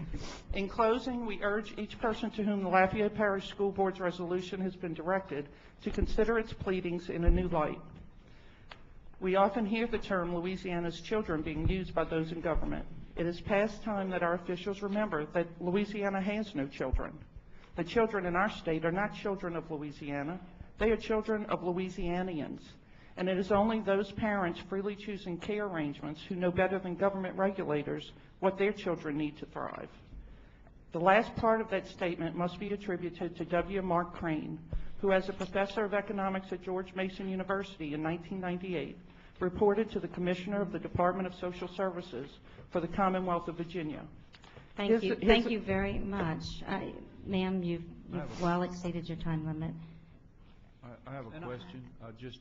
I'm probably too much time here. I'm Mr. sorry. Mr. Bayard. Did you want the board to take some action, or you just wanted to make those comments? No, I just wanted you to be aware of And- things that I've found in research. And you're welcome to submit that in writing to the board. I will be, thank Yeah. you. And you're with, The People LLC. the people, pardon? The People LLC. It's Oh, a, The People. and it's Okay. a corporation we formed. If you forward your email or your PowerPoint to our Secretary Director, she'll make sure that every board member receives it. Okay, thank you very much. Thank you, I appreciate your time. Item number 12, consideration of allowing Lenny Lee Buquet to continue to serve as co-chair of the Blue Ribbon Commission for Educational Excellence until June 30th, 2012. Ms. Bradford. So moved. A motion by Ms. Bradford to approve. Is there a second? Second by Mr. Garvey. Any opposition? Hearing none. Ms. Buquet, we're so happy that you will continue to lead us in that area. Well, thank you, and I'm sure I'll see you at the Yes. joint meeting, and Yes. we'll be presenting our Wonderful. findings there. Yeah, as a reminder, we do have a joint meeting tomorrow morning at 8:30 with the Board of Regents. Madam Chair, Mr. Lee. I want to express appreciation to Ms. Bouquet for having served so well as chairman of that committee for so long, and I think it would be a crime for her not to continue in that position. I appreciate that, Mr. Lee, and there are probably others who thought, oh, no, I don't want that job. But I do That's appreciate true. it. I have Thank you. a comment. Yes, Ms. I'd Johnson. like to thank Glennie, too, for serving on the Blue Ribbon Commission, but I'd like to understand something, because aren't the members appointed by the governor? No, no. Okay. It's a joint commission, it's not in statute, and it's a joint effort of Regents, BESE, and the governor's office. And the reason why I'm asking is because I distinctly, I thought I remembered or knew when there was a reason why Frances Henry went off of it. She went off, but the Regents didn't pass a motion like this. Oh, okay. Yeah. Thank you. That's what I was told. Okay, I Okay. just wanted to know how that worked. Now we move to a very important part of the meeting, and we're going to start. We're going to ask Ms. Buquet and Ms. Bradford to go to the podium.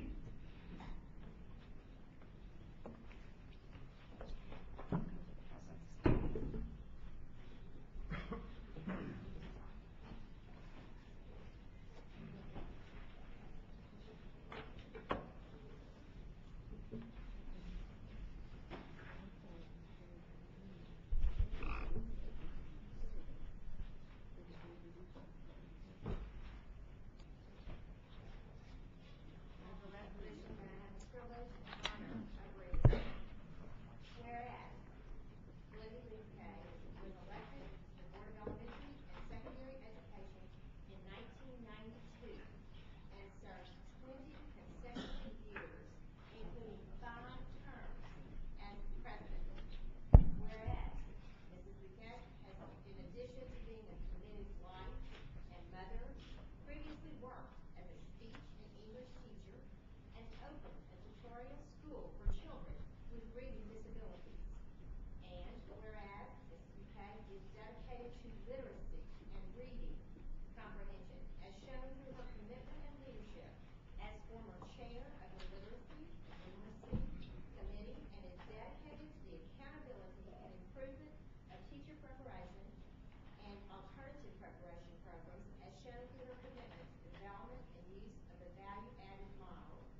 And whereas she is devoted to redefining educator certification requirements in the quest to produce highly effective and highly qualified educators in the state of Louisiana, as exemplified through her service as co-chair of the Blue Ribbon Commission for Educational Excellence, as the chair of the Quality Leaders Effective Committee and Educators Committee, and currently as co-chair of the Educator Effectiveness Committee. And whereas Mrs. Buquet is supportive of the teachers and students of this state, as she has never failed to recognize and acknowledge individual accomplishments of our students and our educators. Now therefore, be it resolved that the Board of Elementary and Secondary Education convene at its December 2012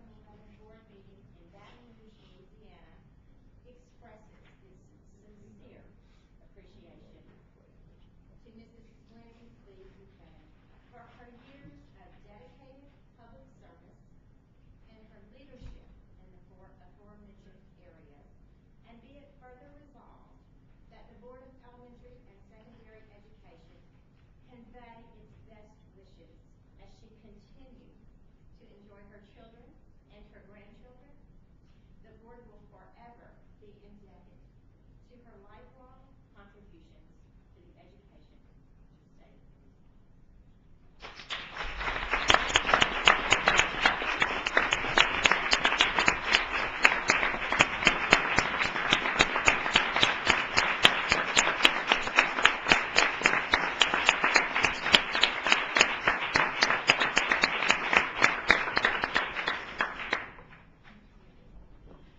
As a point of personal privilege, I would like to say that though she may be gone, she will never be forgotten, for she will always remain in our hearts.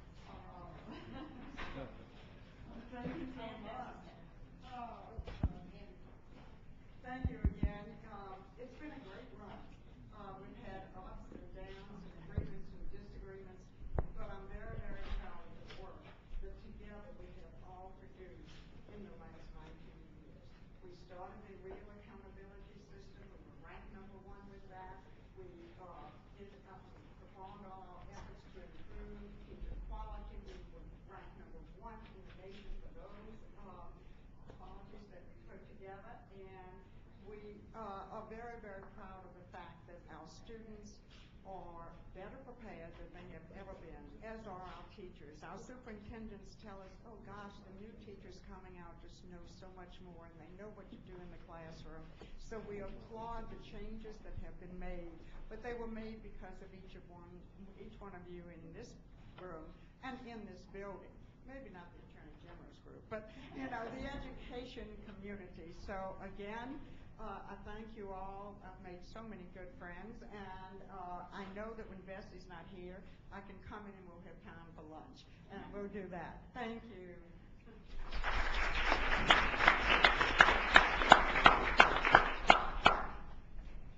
Next, I ask Mr. Geis and Mr. Lee. Come on down.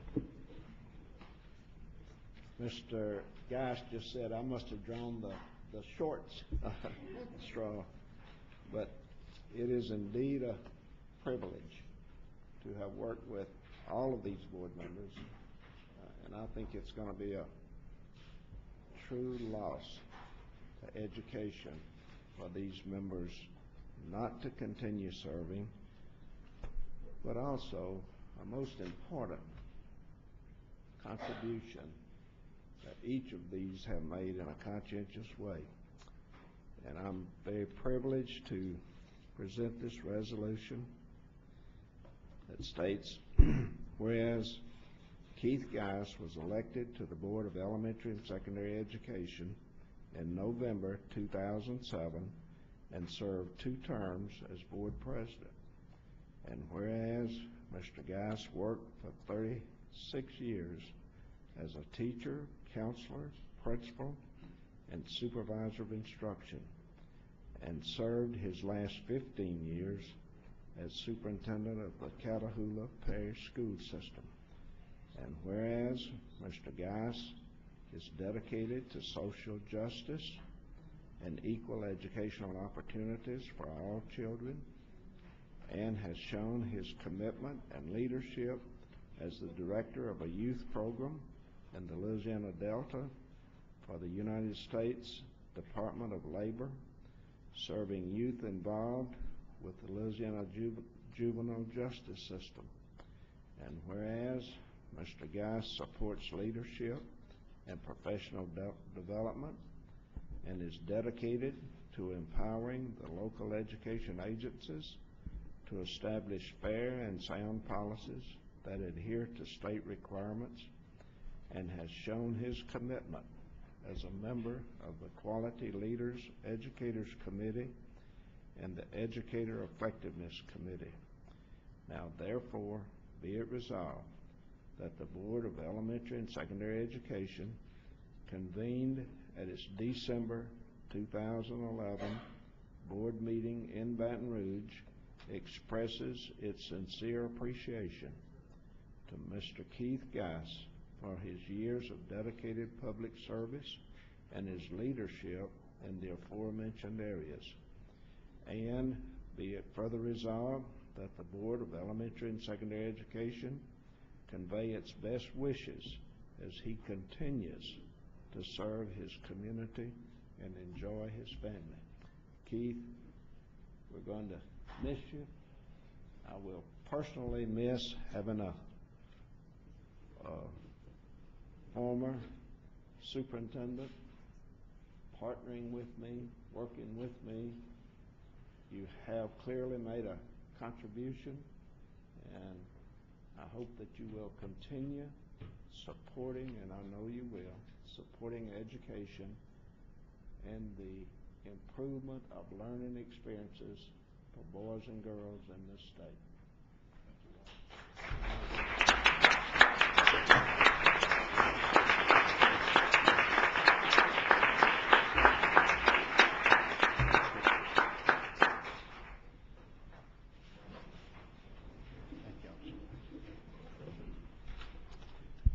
I thank you. When I left this morning, my wife said to me, she said, "Well, you're going to be sad today?" I said, "Well, really, how sad can one be if the doctor called and canceled a colonoscopy?"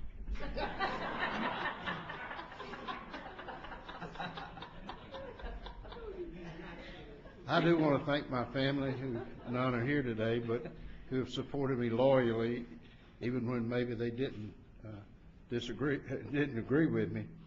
But I also like to thank the staff. The BESE board has a wonderful staff, and I think you've got to serve in order to really appreciate the job that they do. Serving on BESE gave me an opportunity to renew a lot of old friendships, lots of them, and to make a lot of new ones, and I'll always be appreciative of that. I served on a board and I represented public education with my heart because I do have a great, sincere desire to see that every child gets educated, and I do strongly believe in social justice. But I served in a way, I hope, and it was my intention to serve in a way that I could disagree without being disagreeable. And you know, for my board members behind me, if ever I deserve to make an apology to you and I didn't do it, I do so now, except for Chaz. None to make to him. Since the age of 14, I knew that I would be a public educator. I just didn't know it was going to last this long. But it has been my life, and it will continue to be my life to the day that I leave this earth, that it is close to my family and my church, very dear to my heart. I want to thank all the board members for their friendship, and I do wish them very well. Thank you so much.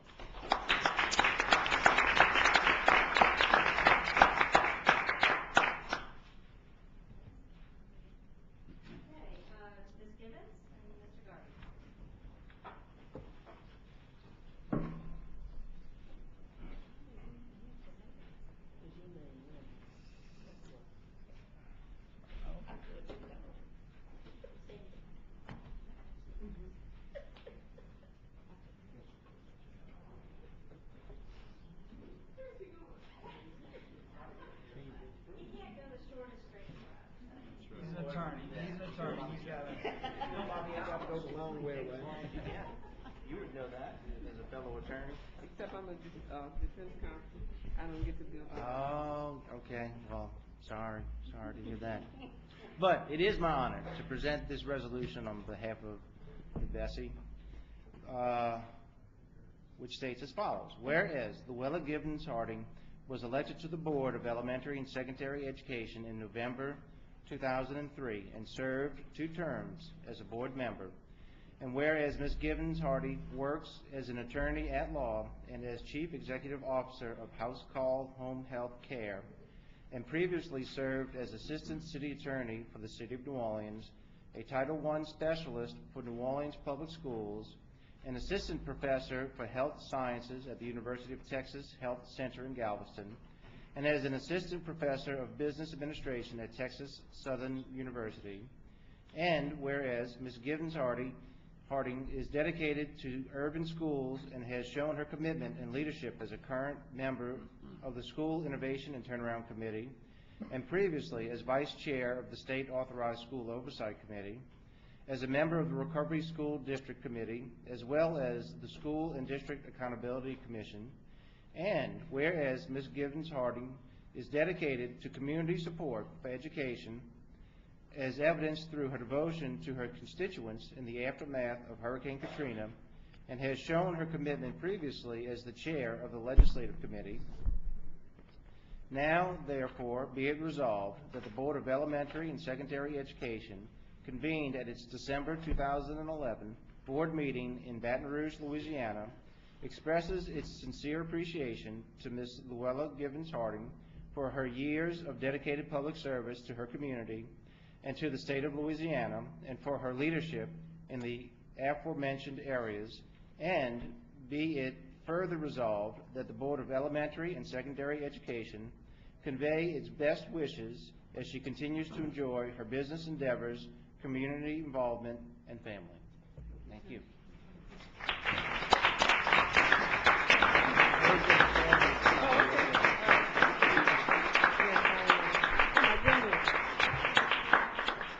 Thank you.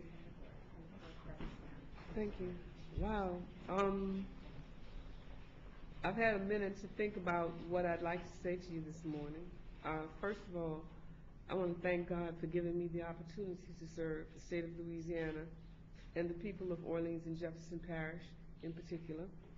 The last 8 years have been filled with many ups and downs. Lots of things have happened in all of our lives. I'm reminded of Cecil Picard and what he meant as a new board member and his vision for the growth of Louisiana education. I also must reflect on my own personal loss. I began this with Charles, and of course, ending it without him is, of course, difficult. I'm thankful for having had a chance to influence educational policy. I'm thankful for having had a chance to serve during one of the biggest crises of our lifetime, and I hope that I have served the people of my community well. I've made a lot of friends. I've learned a lot. I've grown as a person. I've grown as a mother. I'm about to have the last of my 4 children graduate from college on December 16th. And when I start to think about the achievements of my lifetime, raising 4 wonderful, positive people will go down as perhaps the greatest. The second one will be having been a good wife. The third will be a good daughter. And the fourth, a faithful servant of the people. Thank you so much.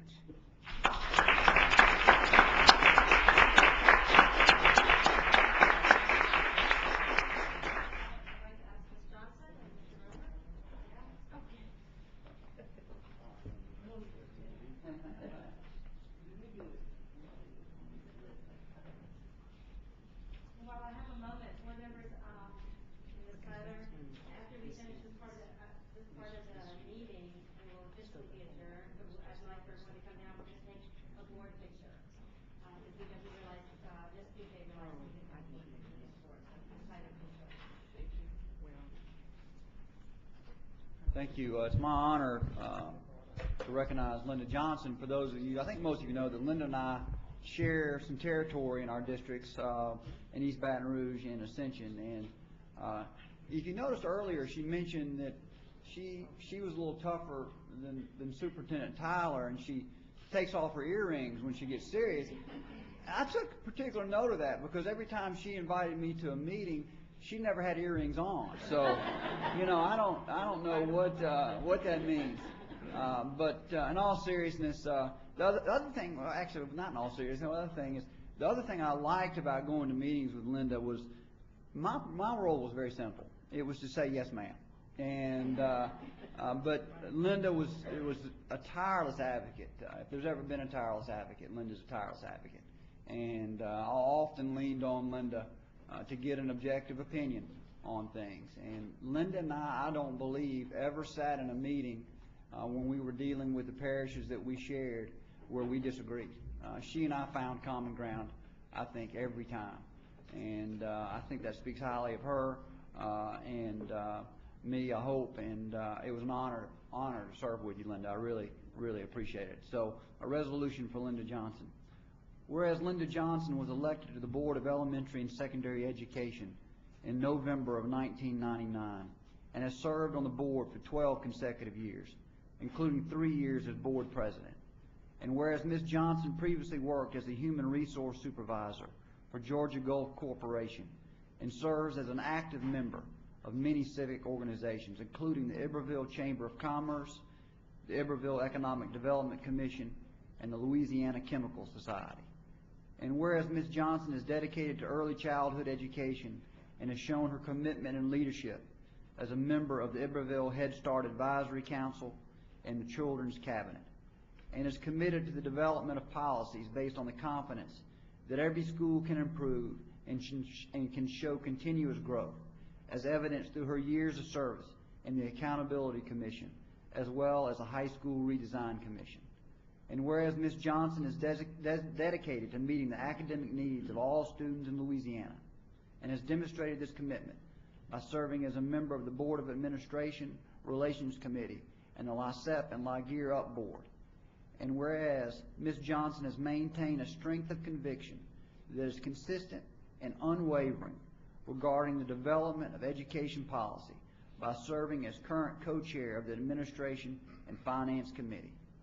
Now, therefore, be it resolved that the Board of Elementary and Secondary Education, convened at its December 2011 board meeting in Baton Rouge, Louisiana, it expresses its sincere appreciation to Ms. Linda Johnson for her years of dedicated public service and her leadership in the aforementioned areas.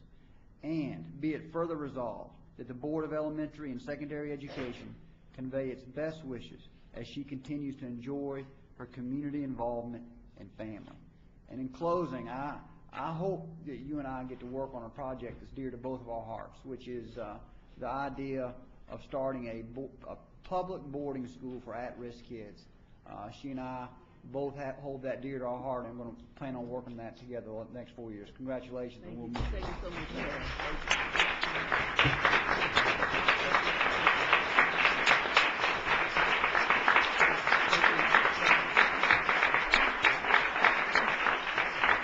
I must be the worst board member because I actually made notes.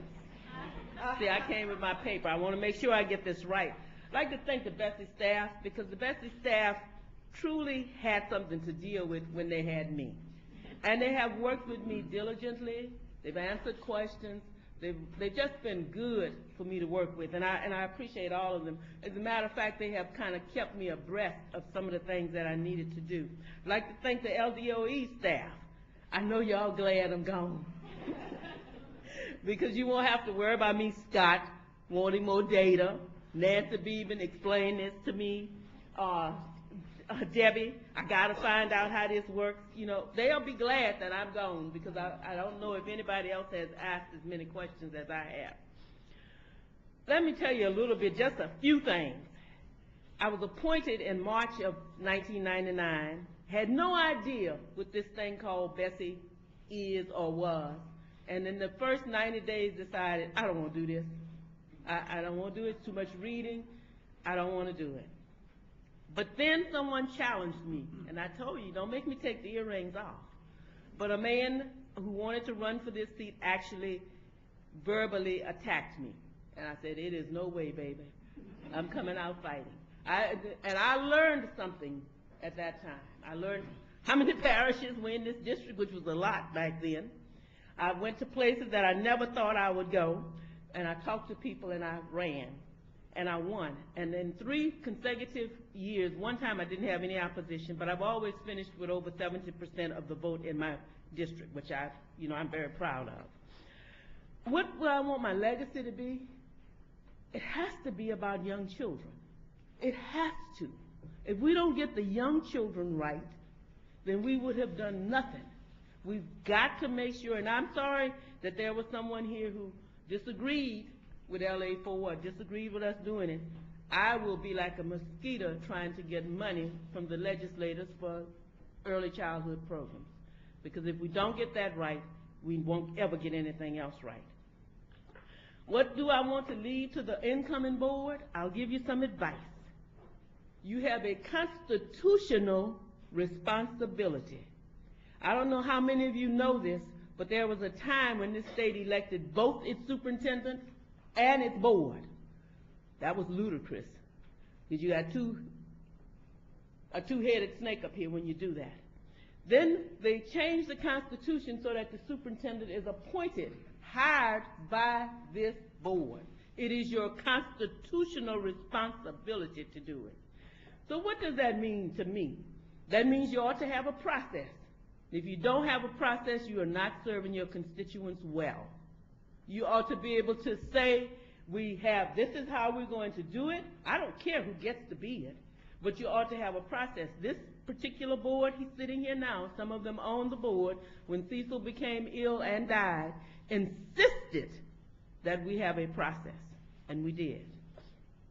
What else I think I'm going to leave to you who are coming on? You better know your constituents. You better know them. You better know what it is that they would like for you to do while you're here. And then if you are doing something that is not in agreement to something that you think they want, you better be able to explain the why.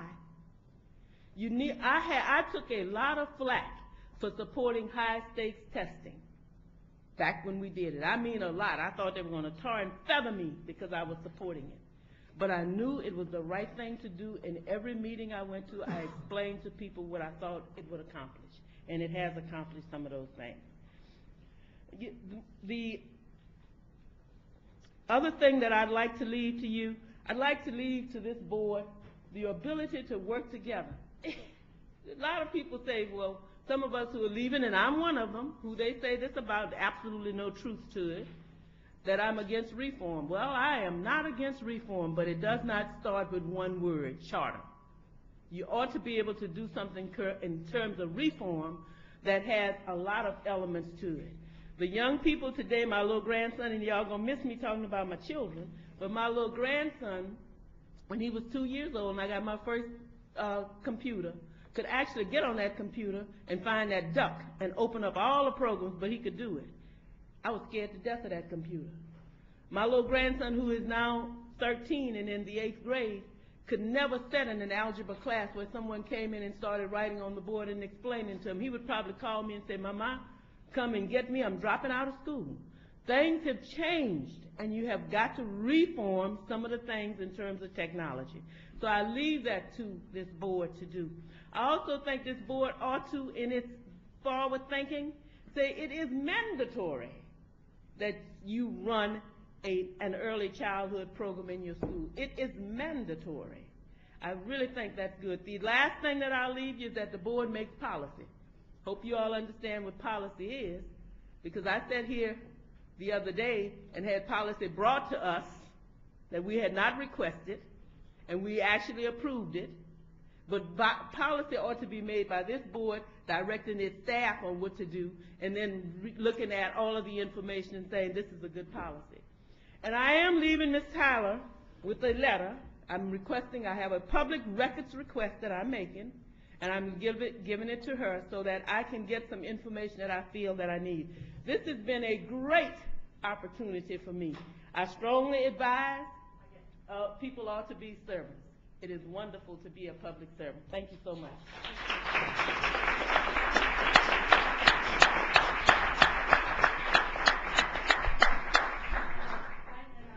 Last but not least, Mr. Bayard.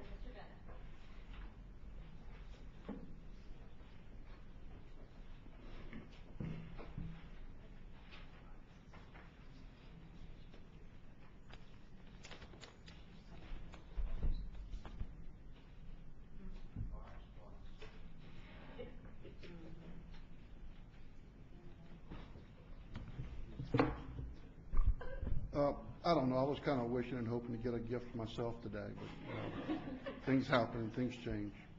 I'm going to miss all those who are the outgoing members. I've really learned a lot from all of them and learned about them personally and gained some friendships. Sitting next to Dale all these years, I've learned about him even more so, and it's been quite a joy. I've learned quite a bit about financial investments, about hunting and cooking and all sorts of things that he does. And if you think a lot of times that we're conversing, it's about BESE matters, well, it's not. But what I do know is that Dale has a passion for Louisiana, and he loves people, and he wants the best for this state. It's been interesting sitting right next to him to see he has this quirky way of getting rather wound up certain times. He gets on a tangent, and he gets very passionate about what he's going to say, and I'm right next to him, and you can hear him, you can see him, he's almost like he wants to stand up and tell you what's wrong with the legislature, the world, BESE, and everything, and how to fix it. And I'm sometimes want to think, Dale, where are you going with this? But I'm always afraid to ask. But Dale gets wound up, and he gets passionate because he believes in Louisiana, and he wants to do the right thing, and I appreciate that. But he has an uncanny ability to get that way and to pontificate and posture and do this for 4 or 5 minutes and get wound up and then sit right next down to me, and not a second goes by and he says, I went to the hunting camp and they had done something awesome. Come on, it was just wonderful. And things were just great. And he switches gears like that, and I'm thinking, I need to learn to do that. I need to learn to do that. So a good man and a resolution. Whereas Dale Bayard was elected to the Board of Elementary and Secondary Education in November 1999 and served 12 consecutive years, and whereas Mr. Bayard currently works as a financial advisor and serves as an active member of many civic nonprofit organizations, and whereas Mr. Bayard is dedicated to school accountability and has shown his commitment and leadership as a member of the Accountability Commission and as the current co-chair of the Academic Goals and Instructional Improvement Committee, and whereas Mr. Bayard is dedicated to improving student assessment, has continually supported the teachers and students of the state of Louisiana, contributed thought-provoking discussions regarding the BESE and LDE budgets and contracts, and has shown his commitment and leadership as a member of the Louisiana Educational Assessment Testing Commission. Now therefore be it resolved that the Board of Elementary and Secondary Education convened at its December 2011 board meeting in Baton Rouge, Louisiana, expresses its sincere appreciation to Mr. Dale Bayard for his years of dedicated public service and his leadership in the aforementioned areas, and be it further resolved that the Board of Elementary and Secondary Education convey its best wishes as he continues to serve his community, enjoy his family and friends, and pursue his dedication and passion for the state of Louisiana. Congratulations.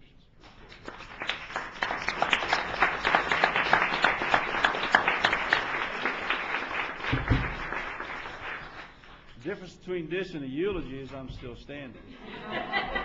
But I would like to say that when I first ran for BESE, I felt like the dog on the street who was chasing a truck.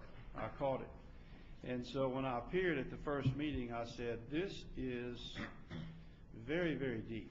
But more importantly than that, it was people didn't realize the volumes of pages that we are mailed each month to digest in a short time and try to come up here and make heads or tails and make a sound decision. But you know, I've always had a deep appreciation for public education because, you know, ever since I was young, my mother and father always impressed upon us that whatever happens at school, they're the boss. They know what's right. They had that much faith in my teachers. And so I kind of grew up with that. It was a built-in respect for not just my fellow man, but for the educators that impacted my life. And as I grew up, I kind of thought I might maybe wanted to be a teacher. I also wanted to be a lawyer, but I found out I was more in love with Perry Mason's show than the actual career. But then one day, I was my basketball coach in high school. I really wanted to ask him a question, but he had been driving this old Volkswagen. And I just thought he was obsessed with nostalgia or something, but he said, no, he said, I only make $800 a month. And this was back in the late 60s, early 70s, and I kind of thought, that isn't much money. So I abandoned that thought about wanting to be a teacher and a coach. But one thing I've always had is service to my fellow man in the community. I thought that our community is a workshop where people who are volunteers should spend as much time as possible to improve their community. And in 1981, I had the pleasure of witnessing, I was in the front row, Ronald Reagan give a speech in San Antonio. And he said, after God, the salvation of America lies in the spirit of volunteerism. And that is so true today, and more so. And we each and every one of us must carry that spirit of volunteerism in our pockets, because there are people out there who depend on us and have no money and have no way in life, and in many cases have no way to get an education. And therein lies the number one, I think, type of volunteerism that exists, and that is volunteering to help children receive an education. And of course, that ultimate act lies in service on this board. And because of that, I had deep pride in serving. I always took to heart what I thought was most important for children. I always thought that from a fiscal standpoint, education can be better handled, because there are ways, innovative ways to spend our money that I'm still hoping to see. And I hope the fiscal side of education starts and stops in Baton Rouge. Of course, I should probably go to Washington, D.C. first, because that is a different game over there. But what we play here is honest, hard effort every day for the right reasons. And the best thing about serving on this board, the very best thing, was that we had many disagreements, many arguments. Some say that was my real hobby. But after it was all said and done, we often sat down, talked, visited one another, and then carried nothing out of this room. And with that idea, I'm going to ride off into the sunset, but not over the horizon. I still should be in the area. I still should visit with some of you in the future. I'm still considered young, I guess, by political standards. And I am going to spend more time with my grandkids. My grandson's 3rd birthday is Saturday. And he asked me, he said, "Peepaw, are you going to be at a meeting?" And I said, "No, Jack, that's Saturday. I don't have any meetings on Saturday," because every now and then he would call me on the phone. Of course, my daughter would dial the number, and he would ask me if I was coming to a meeting. But it brings sadness to you sometimes when your grandchildren ask you those questions. So I'm looking forward to spending more time with him and Lily. My Lily is 5, and she is a brilliant young child. And I love them dearly. I love my children and my family, and I look forward to spending more time with them, but more importantly, not more importantly, but also more time in my office, because I've been there sometimes 4 days in a row, and April says, "What are you doing?" So that means I guess I'll make more money. Thank you very much.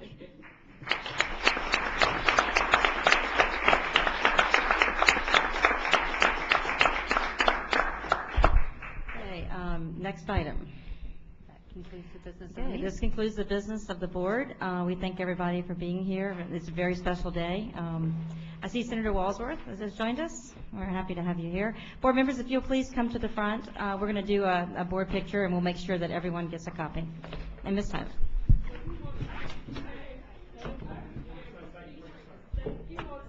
Oh, did you want to speak?